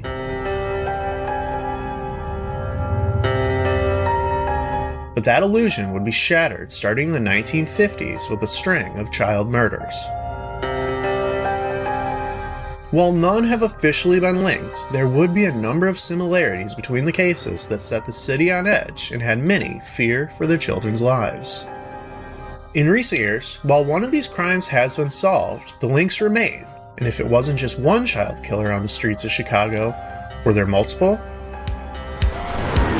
Goes on in San Francisco for the man known as the Zodiac Killer. There could be a serial killer in Chicago. The Oakland County child killer. Phantom killer. Frankfurt slasher. 4 children have now been murdered. Has killed 5 and says he's going to kill again. 15 brutally murdered young women. The pattern is the same. One by one, the death count started rising. A man in a mask robbed, tied, and stabbed them. Strangled, stuffed in burlap bags. It is highly unlikely that these women were murdered by separate men. Where will the killer strike next? Police can't answer who or why. That's the question that we'll never know. I don't want to live the rest of my life wondering if this person's going to be caught. I believe that there's someone out there that has knowledge. And he's probably still at large. Is on the trail of betrayal. On my honor, I will do my best to do my duty. It's an oath Boy Scouts know. To God and my country, to obey the Scout law. The Boy Scout pledge. That a Boy Scout will do his best to do his duty and to keep himself morally straight. But the iconic American organization may itself have been betraying that oath, keeping quiet about unthinkable acts against children, where sexual abusers were quietly kicked out, able to victimize other children. All of this could have been prevented a long time ago. We're on their trail, the trail of betrayal. Sir, why are you running away? Ladies and gentlemen, this is a warning. Thank you.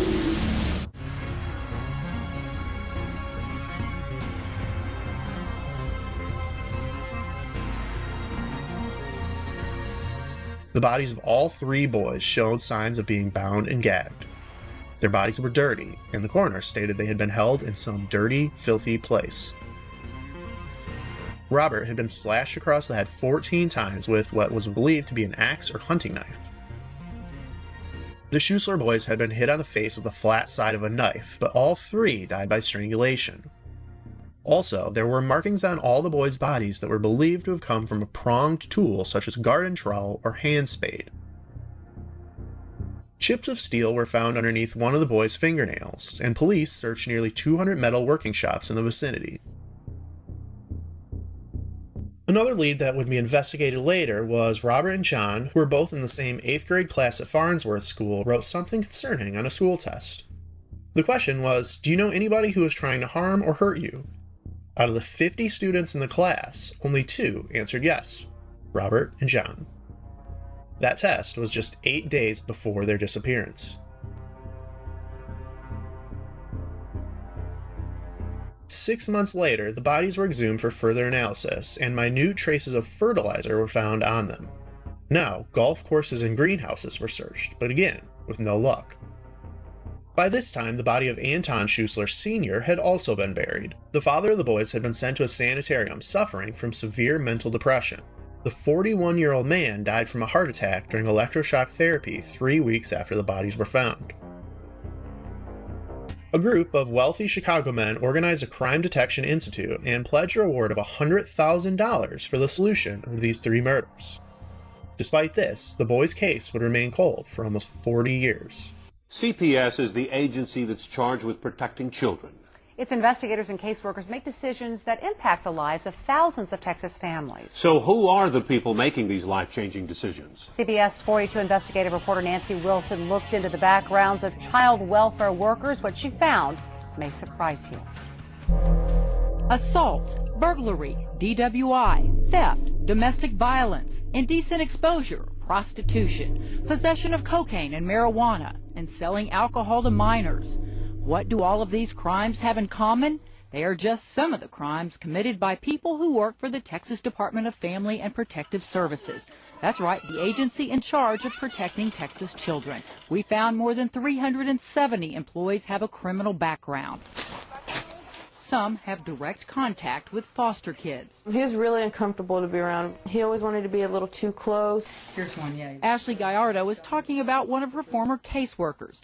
Romanus Ike was arrested and charged with indecent exposure after being caught performing a sex act on himself in a public park. He later pled guilty to a reduced charge of disorderly conduct. God, this guy was in my life. He was in charge of me and my brothers. He made decisions for us. She was shocked to learn of his past. At that time, I'm going to school. I'm a young girl, and this guy, what he did is disgusting. It's really just perverted, and it's disgusting. That's all I can say. Like, how could anybody let him be around kids? Like, that's just gross. It was no secret that at the time of his arrest, he worked for CPS. It's written on his bail bond. That was in 1998, and he's still on the job. Richard Landon was arrested for indecent exposure in 1997, and in 1994 he was arrested for prostitution after soliciting an undercover cop. He also works for the Texas Department of Family and Protective Services. Cordelia Jones is a CPS investigator. She's currently on probation for a drug possession charge out of Williamson County. This CPS investigator, Cynthia Creighton, has numerous criminal cases in her background.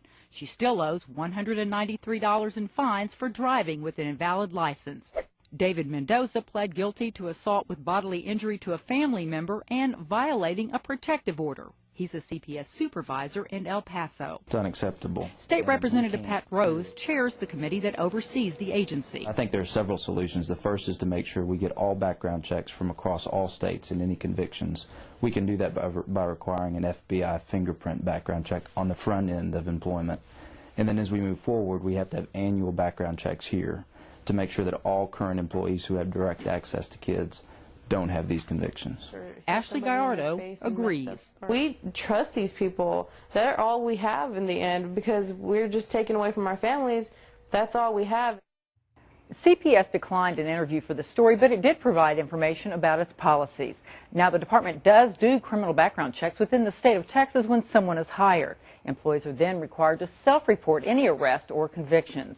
The department also does annual background checks on employees whose jobs it is to approve foster homes for the placement of children. Now, it's important for us to note that the number of people we found with criminal backgrounds is a small percentage of the total number of employees. The vast majority are law-abiding citizens who have a very difficult job to do.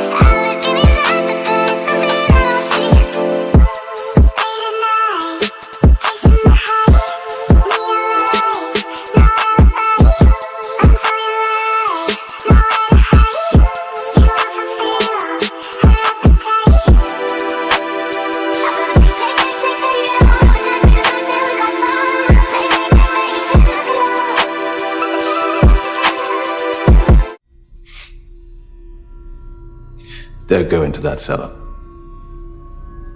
unless you are prepared to discover the one true religion.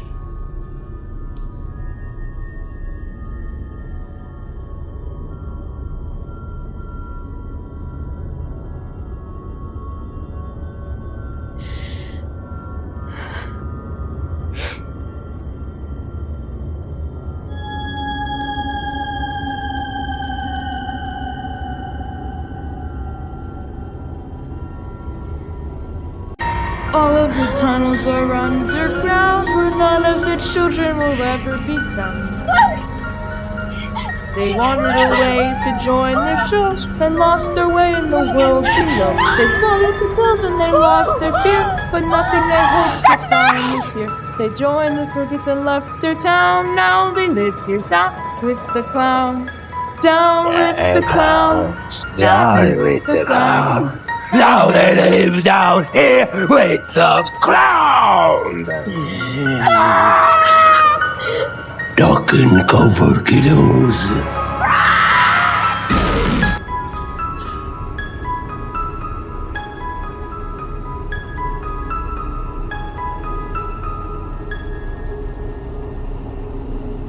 I knew it.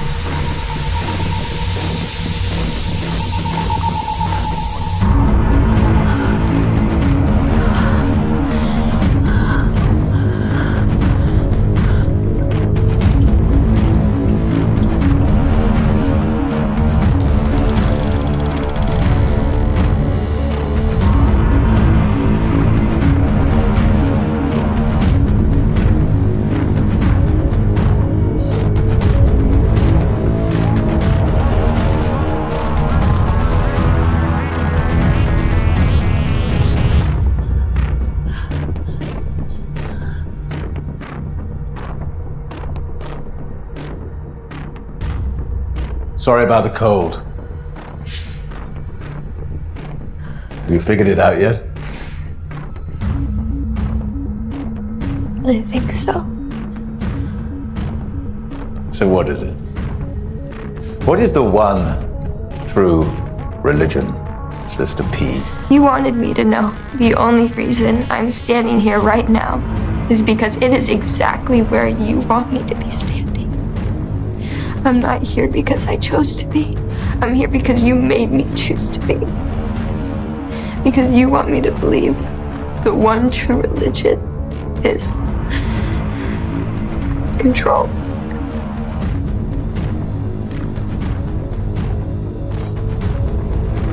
That is exactly right. Religion is just a system of control. It's easier to control someone who has lost everything. You are here because the ideas of others have influenced every single decision you've made since the day you were born, and I've been able to predict every decision you'd make tonight because of that.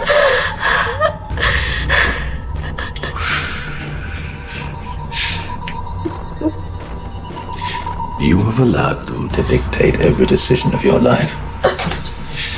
They decide who you worship, where you worship, what you worship. They even dictate the garments you wear under your clothes. What? Your magic underwear. Where's your head at? Where's your head at? Don't let the walls cave in on you. We can't live on without you. Don't let the walls cave in on you. We can't live on without you. Don't let the walls cave in on you.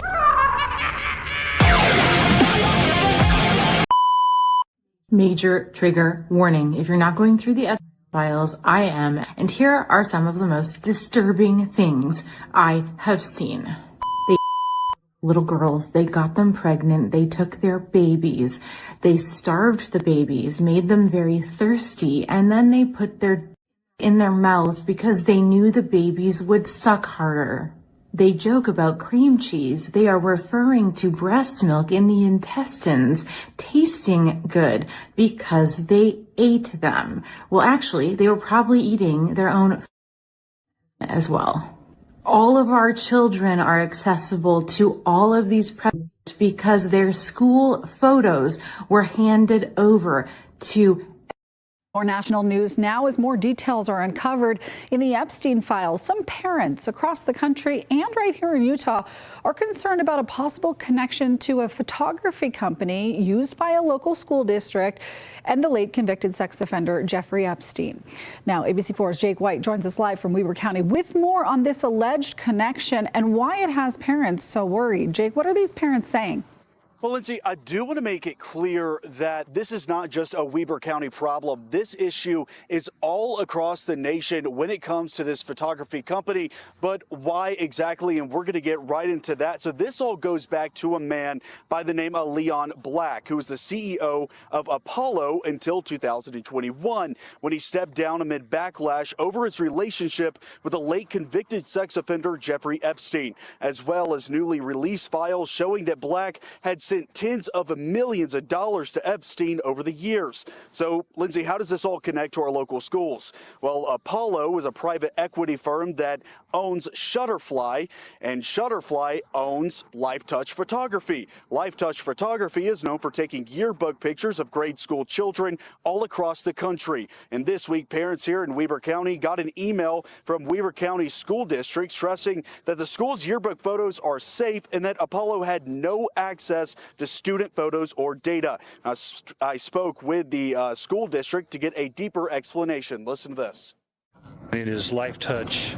They're independently managed here, but they're part of a larger affiliation of businesses under Shutterfly, which is a national company, which is a company that was purchased by Apollo Investments.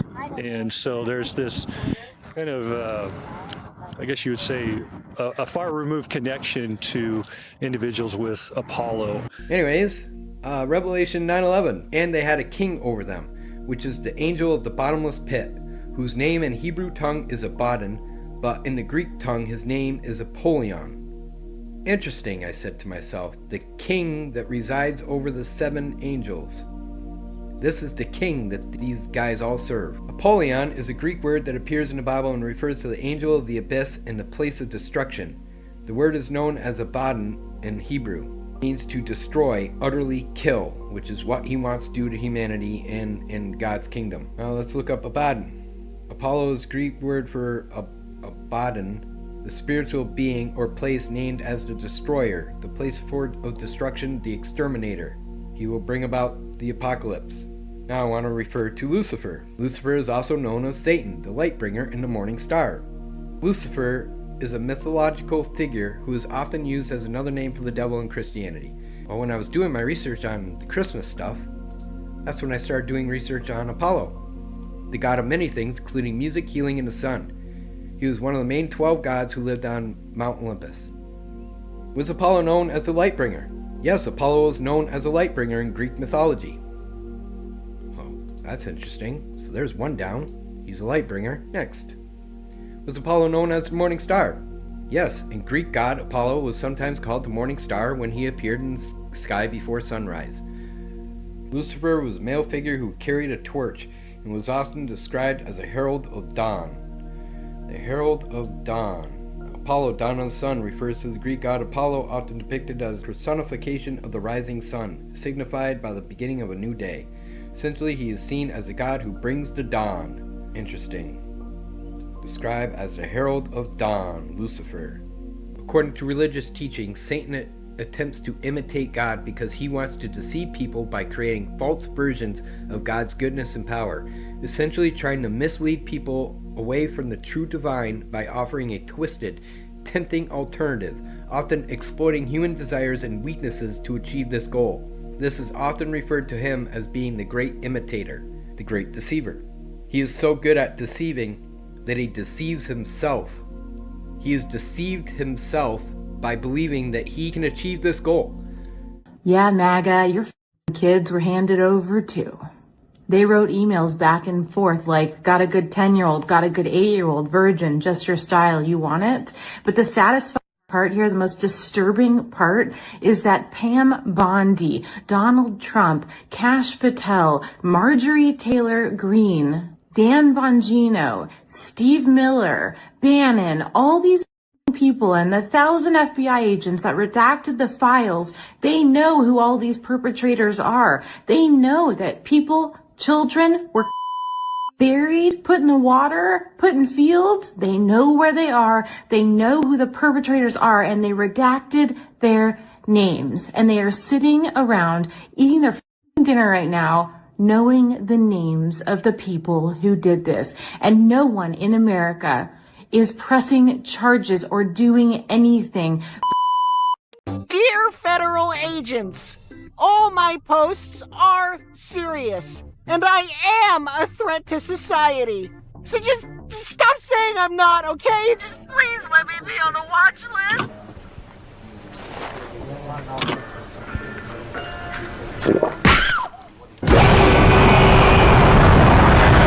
In 2015, Leto created an experience that would bring him closer to his fans than ever before. Away from regular concerts and conventional meet and greets, he established something far more personal, a Malibu retreat where he could spend days undisturbed with his most devoted followers. What started as a one-off event quickly became an annual tradition, but for Leto, that wasn't enough. In 2019, he took things further with Mars Island, a 3-day retreat on a private Croatian island. But we're excited about it. Looking forward to taking a dip in the sea, water sports, beautiful sunsets. I've been known to like a good sunset. The basic package started at $1,700 and went up to $7,200 for the VIP option. But if you wanted the full experience, dubbed the Phoenix package, you were required to pay an undisclosed amount. Reportedly, these VIP experiences included alone time with Leto as one of the main perks. Fans were encouraged to prove their dedication through purchasing, whether it was special merchandise, an extra night stay, or symbolic tattoos. This business model bears striking similarities to other controversial organizations like NXIVM or Scientology, where devotion and dollars are inextricably linked. Mornings on Mars Island were filled with yoga, water sports, and other group activities, but it was the afternoons and evenings that painted a much more sinister picture. Attendees, mostly young women, were dressed in all white for what looked almost like ceremonial gatherings. Everybody find a spot to lay down on the ground.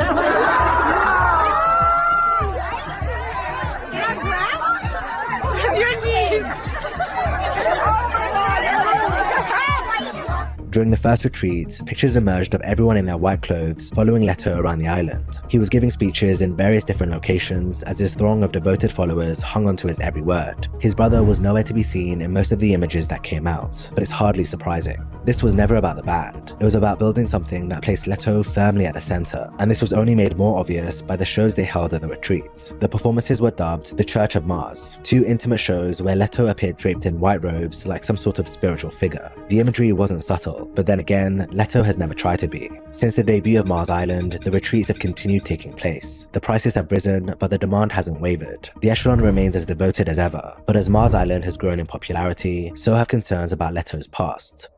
In interviews throughout his career, we've seen Leto's desire for power and control play out, especially with female journalists. What's presented as charm and charisma often crosses into something more unsettling. Leto has developed a signature approach. He brings interviewers uncomfortably close, makes inappropriate comments about their appearance, and creates situations where they're forced to play along with his advances. You're quite beautiful, by the way. Thank you. I just tell the truth. I just noticed how perfect your hair was. So perfect. Do you do it yourself or does someone else do it? I do it myself. Do you? Thank you very much. I meant more in the sense of like, photography we're just kidding. or We're what. joking. We're joking. Okay. Can I squeeze your mic? Oh, look at that. For a long time, can I squeeze your mic? What turns me on? I would like to answer that by asking a question. What doesn't turn me on? You know, the light is starting to hit your body in a way, and it made me notice your hair and how lovely you look. Turning the color of my shirt right now. But you have like skin poking out here, and these, you know, whole thing happened. Don't let go. Don't let go. That's my trick. That's my trick. Don't let go. Notice how he pushes the interactions well past the point of discomfort. The women constantly find themselves trapped between maintaining professionalism and dealing with unwanted physical contact. Thank you, Amelia, sweetie. Thank you so much, Jared. Oh, are we okay? She's not going anywhere. I haven't finished here.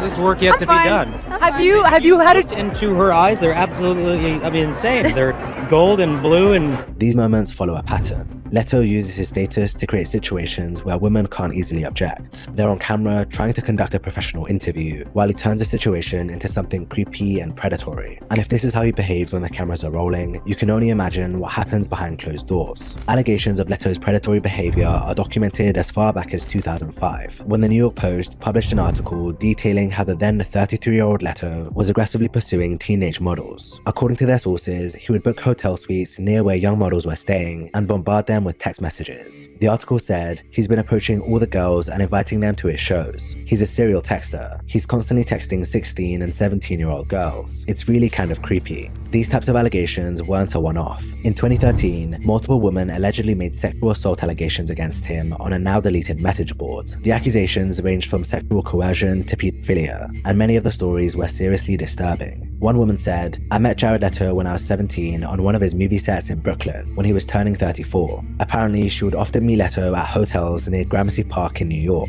She claimed that Leto told her to verbally tell him that she was 14 or 15, adding, he was quite pushy into coercing me to do sexual acts with him, and he was quite rough and forceful." That same year, Leto did an interview where he was questioned about some sexual lyrics in his songs. Let's talk about the lyrics. You can probably guess which lyrics I'm going to pick out of Up in the Air. I don't know. Surprise me. I'll wrap my hands around your neck so tight with love, love, love. Yeah. Quite erotic. Is it? Tell us a little bit more. It's funny that you would take it that way. Tell us what the song's about if that's not what it is. Well, I think, what is it they say? Everything is about sex, except for sex. Sex is about power. We know Jared thrives off the feeling of control. That much is clear from everything we've seen so far. His fans make him feel untouchable, leading him to flaunt his power in increasingly obvious ways. In May 2013, 30 Seconds to Mars ran a competition titled The Sleepover. It was supposedly done to promote their new album, but it may have had a much darker purpose. The call to action read, "Pre-order your copy of Love, Lust, Faith and Dreams for a chance to be one of 5 winners who will receive an exclusive invitation to the lab for a magical night we are calling The Sleepover. One of 5 winners will spend the night in Jared's house in Jared's very own bed." Yes, it's true. Leto followed this up with a creepy tweet saying, "I'll admit, my bed is more like a hotel than most." Never have I ever hooked up with a fan on tour. Really? Yeah. In 2015, the situation escalated with allegations against him from within Hollywood itself.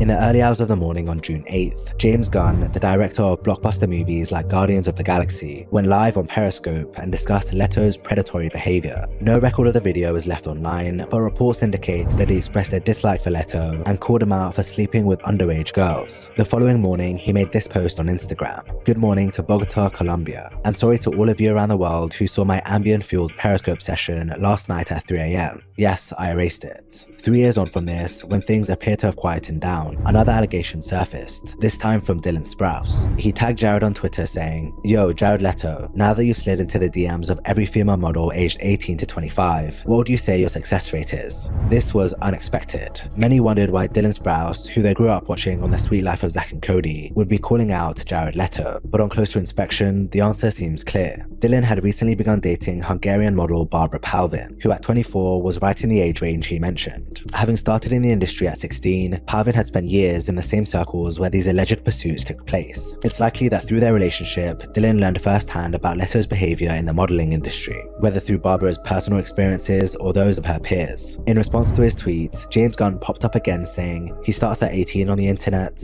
Following this, Dylan posted a story on Instagram of an email he received from Twitter. Apparently, he'd received a complaint regarding his account due to the tweet he made about Leto. However, after investigating, Twitter said they couldn't identify any violation of their rules, and therefore had decided to take no action. Dylan's response: "Nice try, Satan." Despite the allegations against Leto spanning decades, his response has been complete silence. No denials, no explanations, just a noticeable absence of any comment or recognition. Yet somehow, his position in Hollywood has remained stable. He continues to land major roles in blockbuster films, while his controversial behavior gets swept under the rug. He benefits from a system that protects him on all fronts, a devoted fan base that defends him fiercely, an industry that turns a blind eye to controversy, and a celebrity status that shields him from consequences. The echelon grows, Mars Island sells out, movie budgets get bigger, and all those allegations, they just fade into whispers, drowned out by the sound of thousands chanting his name. First up, Diddy was caught on camera at an auction when he sold something terrifying. Excuse me, I don't mean to interrupt you, and I would like to auction something off, okay? If you win, you get a night out with Diddy. Saturday night in New York, and I promise you, your ass will wake up Wednesday laying beside me. Now, I think it's safe to say, Diddy knows how to make anyone feel uncomfortable. And that's definitely true. Just watch number 7 on our list. Cause Diddy once shared a video of him on a balcony with a bunch of shirtless guys when he started to act weird. Hold on, both of y'all, let's get both of y'all. Ain't no brag going on. You know what I'm saying? Ain't no brag going on at all. You talk about balling and just this and that. I know you're thinking watch, rolly, bracelet. Yeah, it ain't no watch. No. This is how we smoke. Check your man out. Check your man out. Yeah, just let him do his thing. Yeah, I'm letting him do his thing. The whole crew smokes, you know? Everybody and check smokes. it. This is what I got for him. And look, if Diddy wants something, there's no stopping him. When it comes to women, Diddy's even creepier. Cause at number 5, Diddy once admitted to locking women up. If you don't have what they need, they're gonna leave. Right. Gotta keep them there. Right. You need locks on the doors. Okay, this is sounding kind of dangerous now. It's a little kinky, but yeah. But look, Diddy's always had a strange side with the women closest to him. Cause at number 14, he filmed himself getting freaky with his own mother. Yeah, my mom's single. Yeah, for real. Mom do know how to have a good time. She ain't sitting in the house playing. Outside moving and shaking, baby. She come with me to strip club. I don't care. Real.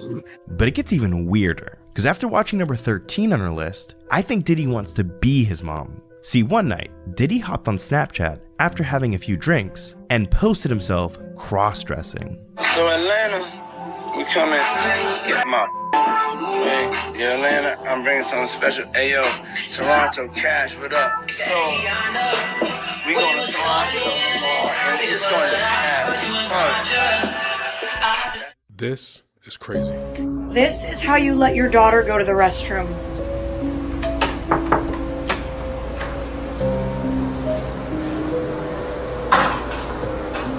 All right, go on in, honey. I'll stand right outside the door. Standing outside the door. One of my followers told a story about how she took her daughter to a park and she had to go to the restroom. So she went to the restroom, went into the single stall, and when she got into the single stall restroom, right, it's just a restroom, you open the door, you go in, you lock the door, there was a man waiting inside the restroom. He looked very irritated that she was in there. Why? Because she was an adult. He was in there waiting for a child. She sat there at the park after he left the restroom. She watched him and she watched the restroom, and multiple 4 to 6 year old kids, girls, went to the restroom by themselves because mother can see the restroom, right? But all it takes is for that door to shut and that door to lock, and you will never get your daughter back. You will never get what he does to her back. Moms and dads, do not let your children go to restrooms by themselves, even if you can see them walking to the restroom and leaving the restroom. Not only do we have men blatantly in there waiting, we have men posing as women in there waiting as well. This is private property. There's nothing to be frightened of. I just wanted to give you this. I found him on my walk. He's quite harmless. See? Little boys love snakes. Here, he's yours. Grandma! Look. I'll leave him here if you like. Then you can come down on your own and get him. But they wriggle away quite quickly. Unless you tell them not to.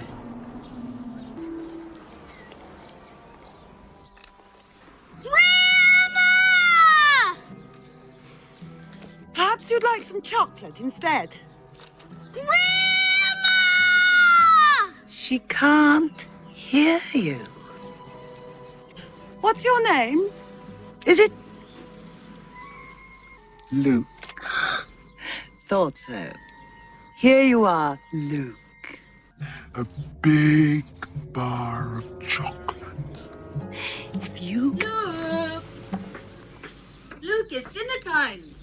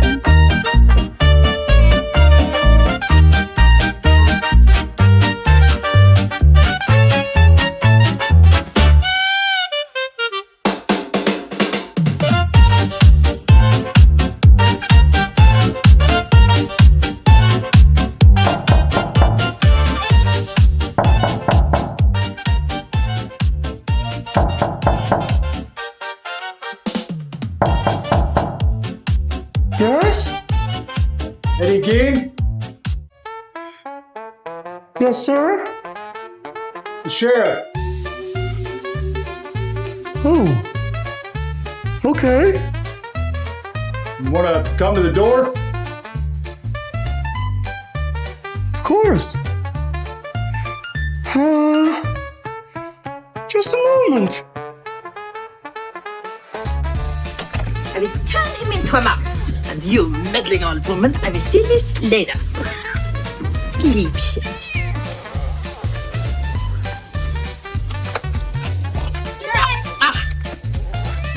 Who is this? You told them to come up after the drinks. Right, let them in.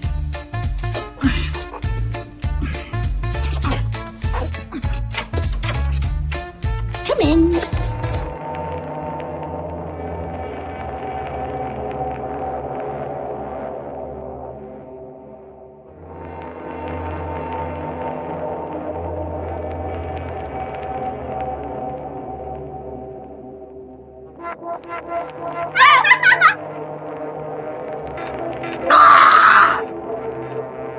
Where's Otis? Where's Otis? He's coming. He got something real special this year. Otis!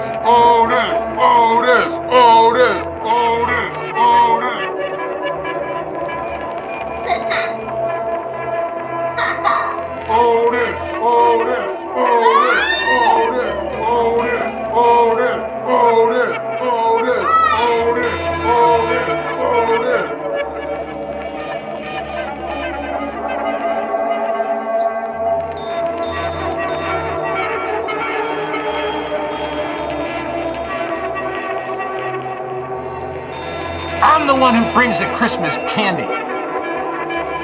Now tell me, who's your daddy?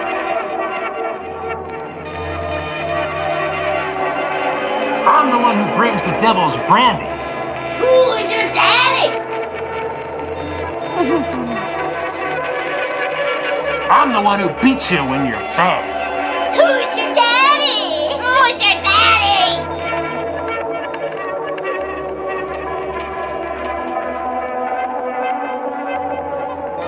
Come on, sweetie. Give the old man some sugar. Daddy. Daddy. And I'm the one who loves you when you're fucking there.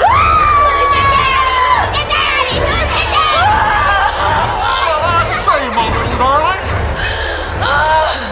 Maybe it just ain't a good idea to be prancing around where you don't belong. And you, the great rusher of fools. What was it you were after? Come on, speak to me, boy. Oh, I remember now. Dr. Satan. God damn it, everybody got to know about Dr. Satan. You know what I'm gonna do, boy? I'm gonna do you a favor. I'm gonna let you meet the old bastard. It's all true. The boogeyman is real, and you found him.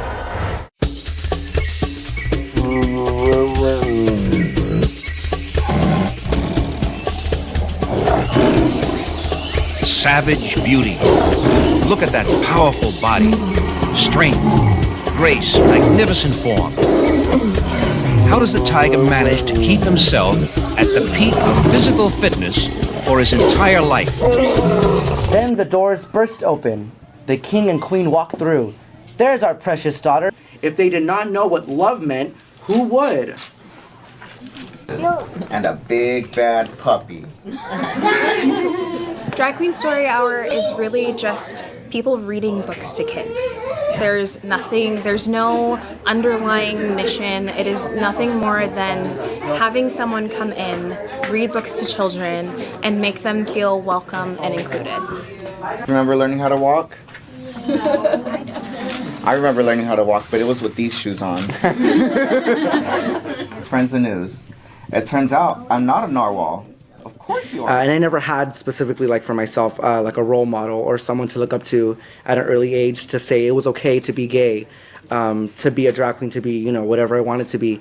So that's why I think it's important to be here today, to show the kids that, there is someone that you can look up to and you can be who you want to be. I think it's just important that he sees this as something that's normal, it's accepted, it's not anything to be ashamed of. And if I just keep taking him to events like this, it's just going to be a part of life. Everybody say love. Love. Yay.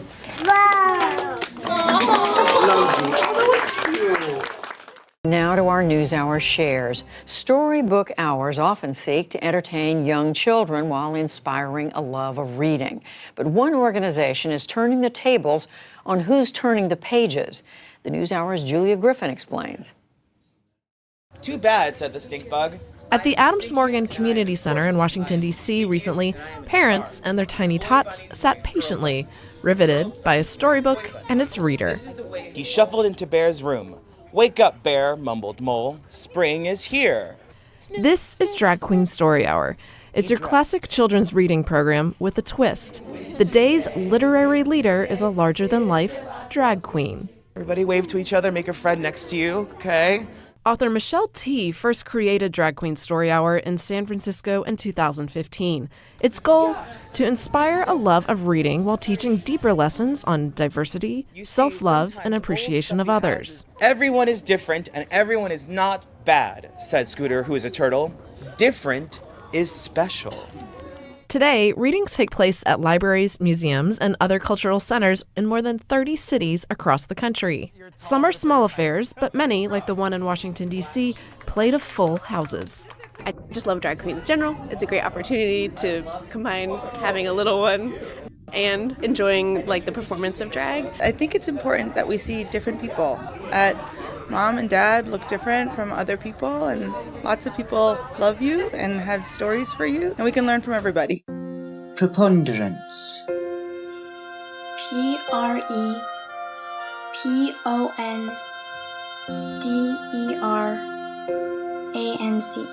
Bravo. Discriminate. DISCRIMINATE.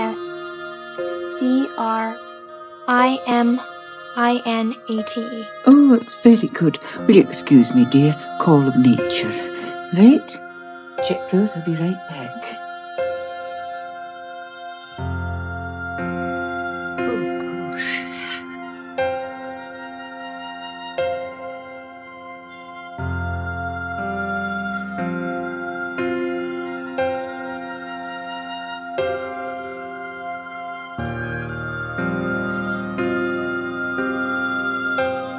Oh, God. Oh, God. Oh, my God. Chris, wait. Lydia, come on. We gotta call the cops. We gotta dial 911 now. Why? Well, Mrs. Doubtfire, he's a she. What? He's half man, half woman. What? Yes, I swear. All right, everyone. Now just calm down. Chris. Just relax, please. He's gonna get it in the balls. Yeah. She's got him. She's got everything. All right, listen to me. I'm not who you think I am. Yeah, no shit. Watch your mouth, young man. Oh my god.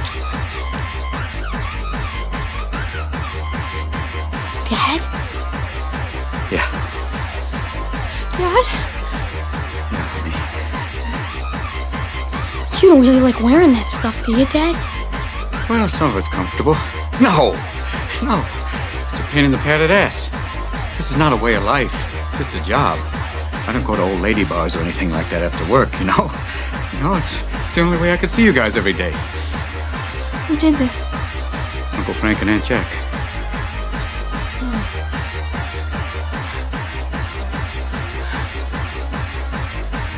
It's really you in there.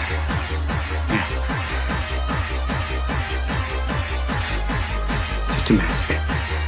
And this is a bodysuit. I didn't have any operations or anything. That's good. Yeah. Oh, hey. Sorry I scared you. Come here, Chris. No, it's okay. I get it. I just, don't want to hug you or anything. Not just yet. It's cool. It's a guy thing. Yeah. And now that you know, you can't tell Mom, okay? If she finds out, I'll only be able to see her through plate glass. Jonna Purcell is a children's librarian with DC Public Library. It's just really been obvious that there was a need for this in our community. The library partnered with the DC chapter of Drag Queen Story Hour to bring the family-friendly events to the nation's capital. We talk a lot in children's literature about stories being both windows and mirrors. So Drag Queen Story Hour can be doing both. There may be a kid here who is seeing themselves reflected in a queen and seeing a possibility for what their lives could be. And then if not, there's a child that's seeing how someone else lives. Let's try this with nails. Ooh, one down. Domingo, who goes by JJ Vera when not in drag, has been performing drag at local DC bars and theaters for more than 3 years. She first learned about the organization after other Drag Queen Story Hours faced pushback from community groups objecting to LGBTQ themes being presented to children. New York City's Drag Queen Story Hour head, Rachel Amy. A lot of Drag Queen Story Hour chapters in other parts of the country have had serious backlash and people protesting their events and disrupting them, and sometimes, in some cases, even events have been canceled. The New York City chapter now runs the whole organization's website and social media channels and sets guidelines for how to run Drag Queen Story Hour events. We do provide support and guidance to chapters who are facing that backlash. In the Big Apple, Drag Queen Story Hours have become so popular that the chapter now offers events in Spanish and for children with autism and other special needs. The chapter also hosts drag queen fashion design and makeup workshops for older kids. The point, Amy said, is to create safe spaces for anyone interested in participating. LGBTQ kids often don't see themselves reflected in the broader culture, so it can be life-changing and even life-saving to have that kind of affirming programming in their libraries and schools. And for Domingo, whether the kids understood what a drag queen is wasn't the point. Instead, she was glad everyone seemed to enjoy the show. Drag queens are just here to entertain. We can read, we're intelligent, like we are harmless, and I just hope that, moving forward, it kind of just like stretches those imaginations a little bit more to continue normalizing it and, give people a little bit more like fearlessness to take home with them.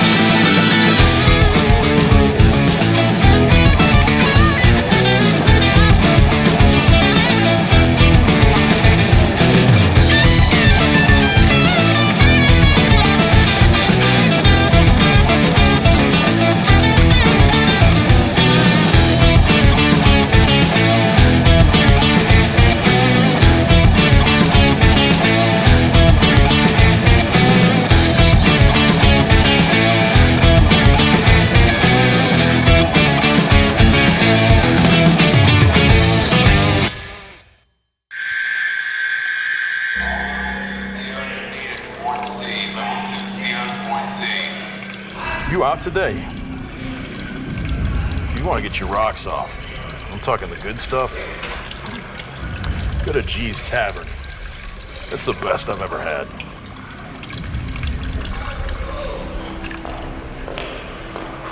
It's the best.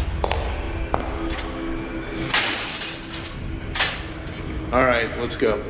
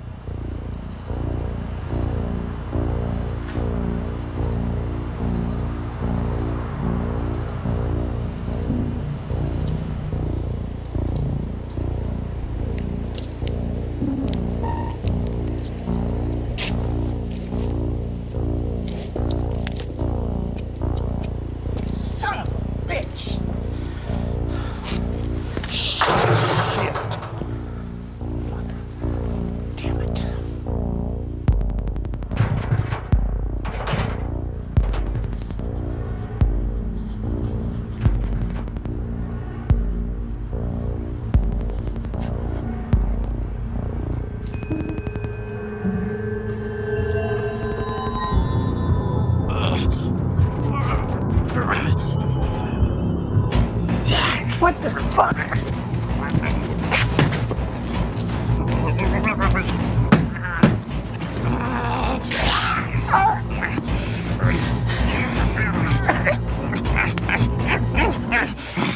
This is what you wanted.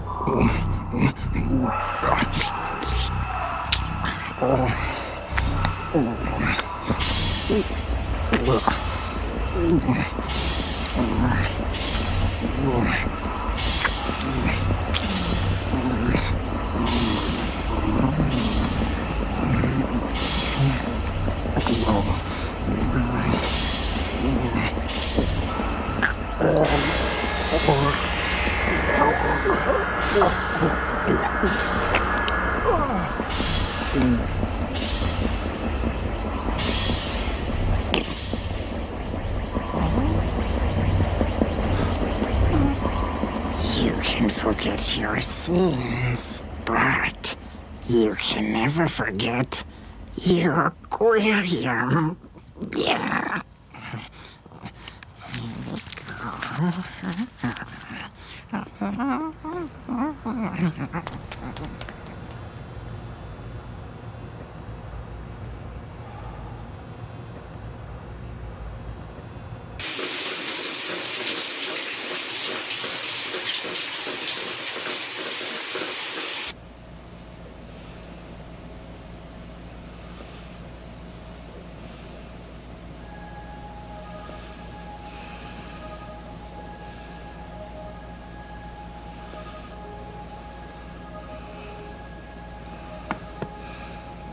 You can never forget your aquarium.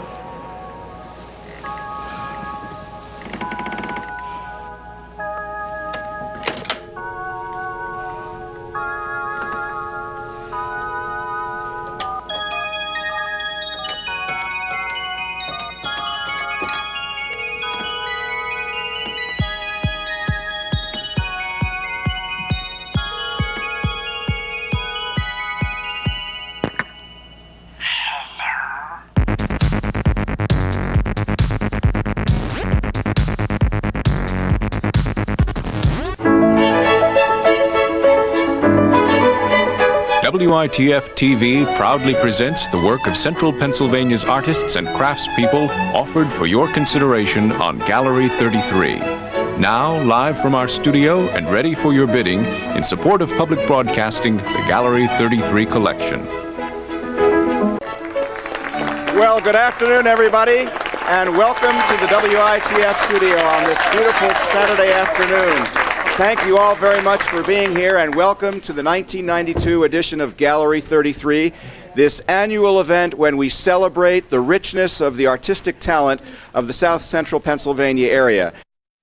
The next item, number 71. It is a watercolor titled Surfacing by Brian Swords of York.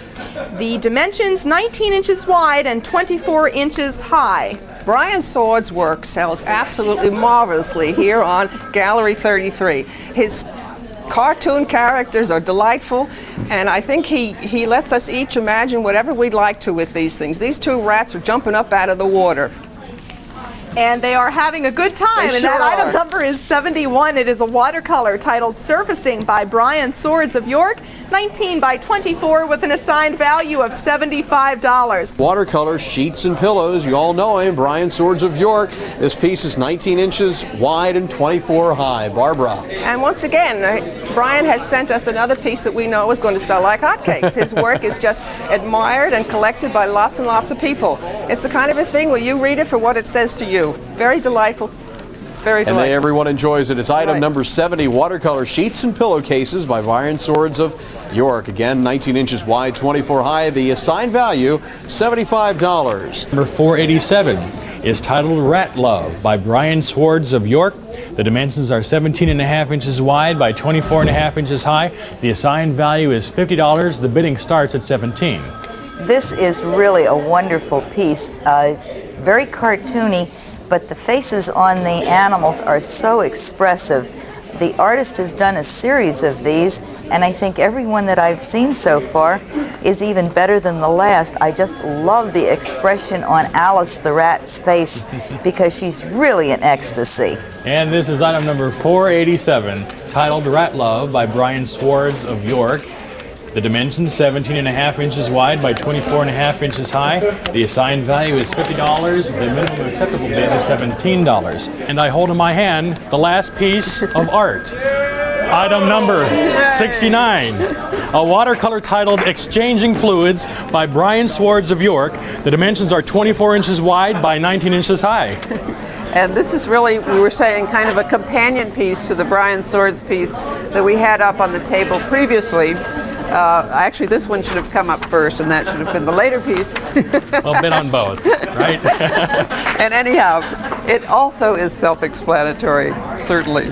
Once again, our final piece for the 1992 Gallery 33 is item number 69, a watercolor titled Exchanging Fluids by Brian Swords of York. The dimensions are 24 inches wide by 19 inches high. The assigned value is $75. Thank you very much, Avril, and thank you very much, Kathy. There you have it. Pick up the phone and place your bids. We'll close this area off very soon because that's it here from Hamilton Bank, Area B. And at what point in your art career did conspiracy theories come into your life? It was 9/11. I was looking at a website called Find the Boeing. It had the Pentagon close-up photographs of the hole where the plane went through. Does that really look like a plane could go through this? Up to that point, I kind of went with what I was being told through the media, and it all stopped at that point. 2006, I did my first political art. It shows how the politicians are getting rich on creating wars. You know, by selling the weapons. Once you have an idea for a piece, how do you make it? Well, you got to go find the photographs, because I try to do it all photographically. With the internet, I'm able to dial through thousands and thousands of images, which is a dream for anybody that's very visual like me. And it becomes a search for the right photograph at the right angle and the right lighting. It's got to be very simple, you know, so 2 or 3 elements and then dress it up with a few details and you're out.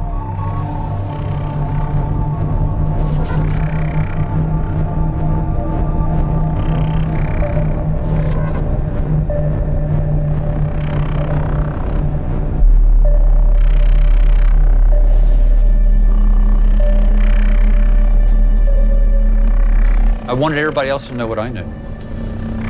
I mean, I wanted to wake people up.